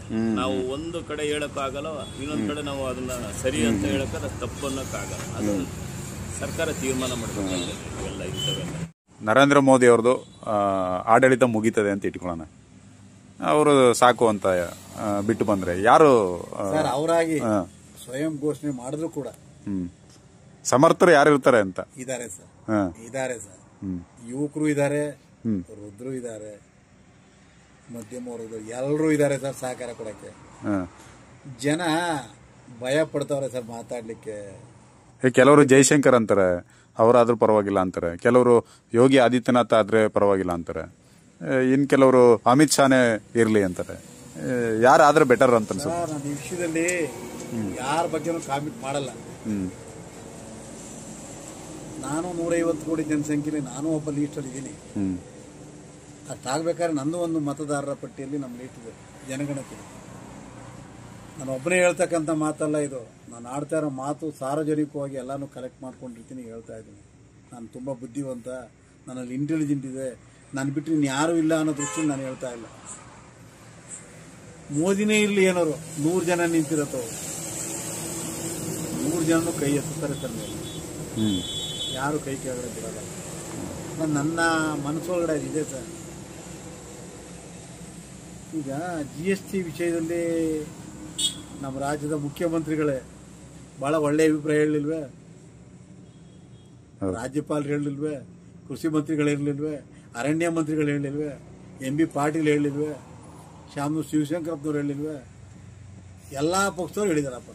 JDS ಪಕ್ಷದವರು ಹೇಳೋರೆ, ಕಾಂಗ್ರೆಸ್ ಪಕ್ಷದವರು ಹೇಳೋರೆ, BJP ಪಕ್ಷದವರು ಹೇಳೋರೆ, ಪಕ್ಷ ಇಲ್ಲದೆ ಇರ್ತಕ್ಕಂಥ ಸಾರ್ವಜನಿಕವಾಗಿ ಸ್ಥಳದಲ್ಲಿ ಎಲ್ಲರೂ ಹೇಳಿದ್ದಾರೆ. ಅಧಿಕಾರಿಗಳಾಗಿರ್ಬೋದು, ಎಲ್ಲರಲ್ಲೂ ಅಭಿಪ್ರಾಯ ಸರ್. ಮೋದಿ ವಿಷಯದಲ್ಲಿ ಯಾವುದೇ ರೀತಿಯಾದ ಕಾಮೆಂಟ್ ಮಾಡೋಕ್ಕಾಗಲ್ಲ ಸರ್. ನಾವು ಮನುಷ್ಯರಾಗ್ತೀವ, ಭಾರತದ ಪ್ರಜೆ ಆಗ್ತೀವ, ಬುದ್ಧಿವಂತರಾಗ್ತೀವ, ಮೌಲ್ಯಾಧಾರಿತ ವ್ಯಕ್ತಿ ಸರ್. ಏನು ಹ್ಯೂಮನ್ ವ್ಯಾಲ್ಯೂ ಅಂತ ಕರೀತಾರೋ, ಮಾನವೀಯ ಮೌಲ್ಯಗಳು, ಆ ತತ್ವಗಳೇನಿದೆ ಆ ಗುಣಗಳೆಲ್ಲ ಮೋದಿಲಿದೆ ಸರ್. ಆ ಮೌಲ್ಯಗಳಿಗೆ ನಾವೇನು ಹೇಳ್ಕೊಡ್ಬೇಕಾಗಿಲ್ಲ ಸರ್. ಎಲ್ಲ ಮೌಲ್ಯಗಳು ಮೋದಿಲಿ ತುಂಬಿಟ್ಟಿದೆ ಮೋದಿ ಹತ್ರ. ಅವರು ಭಾಳ ಕಷ್ಟಪಟ್ಟು ಜೀವನ ಮಾಡ್ಕೊಂಡು ಅವ್ರು ಟೀ ಕಾಫಿ ಮಾರ್ತಿದ್ದಾಗ 10 ಪೈಸೆ 20 ಪೈಸೆ ಇತ್ತು ಅಂತ ಕಾಣುತ್ತೆ. ಅವರು ಮಾರಿದಂಥ ಟೈಮು 1962-63 ಇಸ್ವಿಲಿ ಅವ್ರು ಕಾಫಿ ಟೀ ಮಾರ್ತಾರೆ. ಎಲ್ಲರೂ ಕಣ್ಣು ಕಾಣ್ತಾ ಇದೆ. ಅವತ್ತು ಮಾಧ್ಯಮಗಳು ಕಡಿಮೆ, ಭಾವಚಿತ್ರಗಳು ಕಡಿಮೆ. ಮೋದಿ ಬಗ್ಗೆ ಅಪಾರವಾದ ಗೌರವನ ನಮ್ಮ ರಾಷ್ಟ್ರದ ಜನ ಇಟ್ಕೊಂಡವ್ರು. ಮೋದಿನೇ ಇರಬೇಕು ಅನ್ನೋ ಜನ ಯಾವುದೇ ಹಾಸ್ಪಿಟ್ಲ್ಗಳಿಗೆ ಹೋಗಿ ಎಲ್ಲೇ ಹೋಗಿ ಸರ್ ಮೋದಿ ಬಗ್ಗೆ ಒಳ್ಳೆ ಹೇಳ್ತಾ ಇದೆ. ಏನು ಸರ್ ಮಲಗಿರೋ ಮಗು 4-5 ವರ್ಷದ್ದು ಮೋದಿ ತಾತ ಅಂತದ್ದು ಟಿ ವಿನಲ್ಲಿ ನೋಡಿದ್ರು. ಏನೋ ಸ್ಟ್ರೋಕ್ ಆಗಿರುತ್ತೆ, ಕಣ್ಣೆಲ್ಲ ಬ್ಲೈಂಡ್ ಆಗಿರುತ್ತೆ, ಕಣ್ಣು ಕಾಣಲ್ಲ. ವಾಯ್ಸ್ ಕೇಳಿ ಮೋದಿನ ಅಂತ ಕೇಳ್ತಾರೆ. ಹೇಳ್ತೀರಿ ಹೊಳೆನರಸೀಪುರ ತಾಲೂಕು ಹಳ್ಳಿ ಮೈಸೂರು ಗ್ರಾಮ, ಆ ಪಕ್ಕದಲ್ಲಿ ಒಂದು ಕನಕಗಿರಿ ಅಂತದೆ. ಒಬ್ಬರಿಗೆ 4 ಜನ ಮಕ್ಕಳು. ಒಬ್ಬರು ಬೀರಪ್ಪ, ಒಬ್ಬರು ಬಸವರಾಜು, ಸುರೇಶು, ಕೃಷ್ಣ, 4 ಜನ ಮಕ್ಕಳು. ಅವ್ರ ತಂದೆ ಕಣ್ಣು ಕಾಣ್ತಿರ್ಲಿಲ್ಲ. ಅವ್ರ ಮನೇಲಿ ನಾನು ಒಂದು ದಿವಸ ಹೋದೆ, ಕಣ್ಣು ಕಾಣ್ತಾ ಇಲ್ಲ ಅವ್ರಿಗೆ. 15-20 ವರ್ಷದಿಂದ ಅವ್ರ ತಂದೆಗೆ ಇದ್ದಾರೆ. ಅವ್ರ ಹೆಸರು ಮರ್ತಿದ್ದೀನಿ. ಅವ್ರ ಹೆಸರು ನಂಜೆ ಓಟು ಅಂತ ಏನೋ ಗೊತ್ತಿಲ್ಲ, ಕೃಷ್ಣ ಓಟು ಅಂತ ಅಂದೆ. ಭದ್ರಪ್ಪನ ಬಂದಿದ್ದು ಅಂದರು. ಆಯಿತು, ಒಳಗಡೆ ಕೂತ್ಕೊಂಡೆ. ಟಿ ವಿಲಿ ಮೋದಿ ಬರ್ತಾವ್ರೆ. ಏನು ಭದ್ರಪ್ಪ, ಮೋದಿ ಎಲ್ರಿಗೂ ಅನುಕೂಲ ಮಾಡ್ತಾವ್ರಲ್ಲಪ್ಪ, ಎಲ್ಲರೂ ಮೋದಿ ಮೋದಿ ಮೋದಿ ಮೋದಿ ಅಂತವ್ರೆ. ಅವ್ರ ಬಾಯಿನಲ್ಲಿ ಬಂದ್ಬಿಡ್ತದು. ನನಗೆ ಭಾಳ ಸಂತೋಷ ಆಯಿತು ನೋಡಿ. ಪ್ರತಿಯೊಬ್ರು ಗೊತ್ತು. ಅಂದ್ರೆ ಮೋದಿ ಇಲ್ದೇ ಇರೋ ಅಂತ ದೇಶನ ನಾವು ಊಹೆ ಮಾಡ್ಕೊಳಕ್ಕೂ ಸಾಧ್ಯ ಇಲ್ಲ ಅಂತೀರಾ? ರೋಡಲ್ಲಿ ಎಲ್ಲರೂ ಡಿಸೈಡ್ ಮಾಡಿರ್ತಾರೆ ಅವ್ನು ಮೆಂಟ್ಲು ಅಂತ. ಎಲ್ಲರೂ ಗೊತ್ತು ಮೆಂಟ್ಲಾಗಿದ್ದಾನೆ, ಬಟ್ಟೆ ಹಾಕೊಳ್ಳಿಕ್ಕೆ ಜ್ಞಾನ ಇಲ್ಲ. ಮೋದಿ ಫೋಟೋ ನೋಡ್ಬಿಟ್ಟು ನಮಸ್ಕಾರ ಮಾಡ್ತಾ ಇರೋದು ನೋಡಿದ್ದೀನಿ ಸರ್ ನಾನು. ಮೋದಿ ಹತ್ರ ಹೋಗ್ಬಿಟ್ಟು ಆ ಪ್ಲಾಟ್ ಅಂಟಿರ್ತಾರಲ್ಲ, ಫ್ಲೆಕ್ಸ್ ಇರ್ತಲ್ಲ, ಹೋಗಿ ನಮಸ್ಕಾರ ಮಾಡ್ಕೊಳ್ಳೋದು. ಹೋಗಿ ಗಂಧದ ಕಡ್ಡಿ ಎಸ್ತಾವ್ರೆ ಸರ್. ಅಲ್ಲಿ ಹೋಗಿ ಗಂಧದ ಕಡ್ಡಿ, ಬೆಂಕಿ ಪಟ್ಟಣ ಗಂಧದ ಕಡ್ಡಿ ತಗೊಂಡೋಗಿ ಮೆಂಟಲ್ಗಳು. ಅಂದ್ರೆ ಅವ್ರ ಬಗ್ಗೆ ಅಷ್ಟು ಸ್ಪಿರಿಟ್ ಇದೆ ಸರ್. 18-20 ವರ್ಷದ ಹುಡುಗ ಸ್ಟೇಜ್ ಮೇಲೆ ಅಷ್ಟು ಬೇಗ ಹತ್ತಲ್ಲ, ಅಷ್ಟು ಬೇಗ ಹತ್ಕೊಂಡು ಹೋಗ್ತಾರೆ. 10 ಅಡಿ ಸ್ಟೇಜ್ ಆಗಲಿ, ಯಾರ ಸಪೋರ್ಟು ಇಲ್ಲ. ದೇವೇಗೌಡರು ಎಷ್ಟು ಕೊಂಡಾಡ್ತಾ ಇದಾರೆ. ದೇವೇಗೌಡರ ಬಗ್ಗೆ ಬಹಳ ಅವ್ರಿಗೆ ತುಂಬಾ ಅಭಿಮಾನ. ಮಗ ಅಲ್ವಾ ಸರ್ ನಮ್ಮ ಪಕ್ಕದ ಗ್ರಾಮದವರು. ಹರದನಹಳ್ಳಿ ಅಂತ ಬರುತ್ತೆ main road, state highway road. ಮೊನ್ನೆ ಗಣಪತಿ ಉತ್ಸವದಲ್ಲಿ ಒಂದು 10 ಮಂದಿ 12 ಮಂದಿ ಸತ್ತೋಗ್ಬಿಟ್ರಲ್ಲ. ವಿಷಯ ಅವ್ರಿಗೆ ಗೊತ್ತಾಯ್ತು. ನಾನು 100 ಹೋಗಂಟ್ಲು ಬಿಡ್ಲಿಲ್ಲ. ಅವರು ಬಂದ್ಬಿಟ್ರು. ಹರದನಹಳ್ಳಿ ಗ್ರಾಮ, ಅವ್ರ ಮನೆ ಇನ್ನೂ ಹಾಗೇ ಇದೆ. ಅವರು ವಿದ್ಯಾಭ್ಯಾಸ ಮಾಡಿದಂಥ ಸ್ಕೂಲು ಹಾಗೇ ಇದೆ. ಅವ್ರು ಭಾಳ ನೈಜವಾಗಿ ಬದುಕ್ತವ್ರೆ ಸರ್. ಒಂದು ಚಿಕ್ಕ ಗ್ರಾಮ ಸರ್. ಅಲ್ಲಿ ಏನಾಗಿದೆ, ಬೆಟ್ಟ ಗುಡ್ಡಗಳ ಪ್ರದೇಶ. ಅದೊಂದು ಸ್ವಲ್ಪ ಜಾಗ, ಅಲ್ಲೊಂದು 4-5 ಕಿಲೋಮೀಟ್ರ್ ಹರದನಹಳ್ಳಿ ಬಗ್ಗೆ ಬರೀ ಬೆಟ್ಟಗಳು. ಆ ಊರಲ್ಲಿ ಹುಟ್ಟಿದ್ರಲ್ಲ, ಅವ್ರ ಹೆಂಡತಿ ಚೆನ್ನಮ್ಮನವ್ರು ಎಲ್ರಿಗೂ ಮನೆ ಕಟ್ಕೊಟ್ಟಿದ್ದಾರೆ. ಬರಬಗ್ಗಿ ಎಲ್ಲ ಸಮಾಜದವರು ಇದ್ದಾರೆ. ಅವರೆಲ್ರಿಗೂ ಒಂದೊಂದು ಮನೆ ಕಟ್ಕೊಟ್ಟವ್ರೆ. ಕೆಲವೆಲ್ಲ ಹಾಸನ ಜಿಲ್ಲೆಯಲ್ಲಿ ಒಳ್ಳೆ ಉದ್ಯೋಗಸ್ಥರು ಇದ್ದಾರೆ ಸರ್. ಎಲ್ಲ ಉದ್ಯೋಗದಲ್ಲಿದ್ದಾರೆ. KMF ಇದ್ದರು ರೇವಣ್ಣವರು. ಎಲ್ಲ ಸಮಾಜಕ್ಕೂ ಅನುಕೂಲ ಮಾಡ್ತಾರೆ. ಅವ್ರ ಬಗ್ಗೆ ನಾವೇನು ಮಾತಾಡೋಕ್ಕಾಗತ್ತಾ? ನಾನು ಪಕ್ಷಾತೀತವಾಗಿ ಪಕ್ಷ ನೋಡಿ. ದೇವೇಗೌಡರು ಬಹಳ ಕೆಲಸ ಮಾಡಿದಾರಲ್ಲ ಸರ್. ಅವ್ರ ಕೊಡುಗೆಗಳು ಮಾಡಿದ್ದಾರೆ ಸರ್. ಸರ್ ಆ ಕೆಲಸ ಮಾಡಿದ್ರೆ ರಾಷ್ಟ್ರದ 150 ಕೋಟಿ ಜನಸಂಖ್ಯೆಯಲ್ಲಿ ಒಬ್ಬರು ಪ್ರಧಾನಮಂತ್ರಿ ಆಗೋಕ್ಕಾಗುತ್ತಾ? ದೇವೇಗೌಡರ ಬಗ್ಗೆ ಅಪಾರವಾದ ಗೌರವ ಮೋದಿಗಿದೆ. ಮತ್ತು ಎಲ್ಲರೂ ಗೌರವದಿಂದ ಕಾಣ್ತಾವ್ರೆ ಸರ್. ಅವ್ರು ಯಾರನ್ನೂ ಅವರು ಮೇಲು ಕೀಳು ಅನ್ನೋ ಭಾವನೆ ಅವ್ರು ಇಟ್ಕೊಂಡಿಲ್ಲ. ಅವ್ರ ಆಸೆ ಎಲ್ಲ ಗ್ರಾಮಗಳು ಉದ್ಧಾರ ಆಗಬೇಕು, ಎಲ್ಲ ಮಕ್ಕಳು ಕೂಡ ವಿದ್ಯಾವಂತರಾಗಬೇಕು, ಯಾರು ಸೋಂಬೇರಿಗಳಾಗಬಾರ್ದು, ಎಲ್ಲರೂ ಕೂಡ ದುಡಿದು ತಿನ್ನಬೇಕು, ತಂದೆ ತಾಯಿಗಳನ್ನ ಚೆನ್ನಾಗಿ ನೋಡ್ಕೋಬೇಕು. ಕೆಲವೊಂದು ಕಾನೂನು ತರ್ತಾವ್ರಿಗೆ ತರ್ತಾರೆ. ಜನನ ವೈರತ್ವ ಬೆಳೆಸ್ಕೊಂಡು ಏನಾದ್ರು ಬದುಕಾಗುತ್ತೆ ಸರ್. ಇವತ್ತು ಪ್ರೀತಿ ವಿಶ್ವಾಸ ಇರೋದಕ್ಕಲ್ಲ ಸರ್ ಮೋದಿ 3ನೇ ಬಾರಿ ಪ್ರಧಾನಮಂತ್ರಿ ಆಗಿರೋದು. ಯಾರು ಸರ್ ನಮ್ಮ ರಾಷ್ಟ್ರದಲ್ಲಿ 4 ಬಾರಿ 5 ಬಾರಿ ಮುಖ್ಯಮಂತ್ರಿ, 3 ಬಾರಿ ಪ್ರಧಾನಮಂತ್ರಿ ಆಗಿದ್ದಾರೆ ಸರ್. ಕೆಲವರು ಆಗಿರ್ಬೋದು ಸರ್. ಹಣಕಾಸಿನ ಮೂಲಕ ಏನಿದೆಯೋ ಆಲ್ಕೋಹಾಲ್ ಅಂತ ಏನು ಹೇಳ್ತಾರೋ, ವೈನ್ಸು, ಜನ ಅಡಿಕ್ಟ್ ಆಗ್ಬಿಡ್ತಾರೆ. ಜನದ ಮನಸ್ಸನ್ನೇ ಬದಲಾವಣೆ ಮಾಡ್ಬಿಡ್ತಾರೆ ಸರ್. ನಾಳೆಗೆ ಹೋಗಿ ಎತ್ಲಾಗ ಓಟ್ ಹಾಕ್ಬಿಟ್ಟು ಬಂದ್ಬಿಡ್ತಾರೆ. ರಾತ್ರಿ ಎಲ್ಲ ಇವತ್ತು ಕೂಡದಾತಾಗ ಬೆಳಗ್ಗೆ ಹೋಗಿ ಟೈಟ್ ಆಗಿ ಮಲಗಿಸಿರ್ತಾರೆ. ಬೆಳಗ್ಗೆ ಅವನ ಮೂಡೆಲ್ಲ ಇರುತ್ತೆ, ಎಣ್ಣೆ ಕಡೆಲೇ ಇರುತ್ತೆ. ನಾನು ಡ್ರಿಂಕ್ಸ್ ಬೇಕು ಹೋಗ್ತಾನೆ, ಬ್ಯಾಲೆಟ್ ಪೇಪರ್ ತಗೋತಾನೆ, ಅಲ್ಲೋಗಿ ನಿಂತ್ಕೊಳ್ತಾನೆ ಸ್ಟ್ಯಾಂಡ್ ಆಗಿ. ಏನು ಯಾವ್ದು ನೆನ್ನೆ ಎಣ್ಣೆ ಕೊಟ್ಟವರೇ ದೇವರು ಅವನಿಗೆ ಆ ಥರ ಎಳೆದ್ಬಿಟ್ಟಿರ್ತದೆ.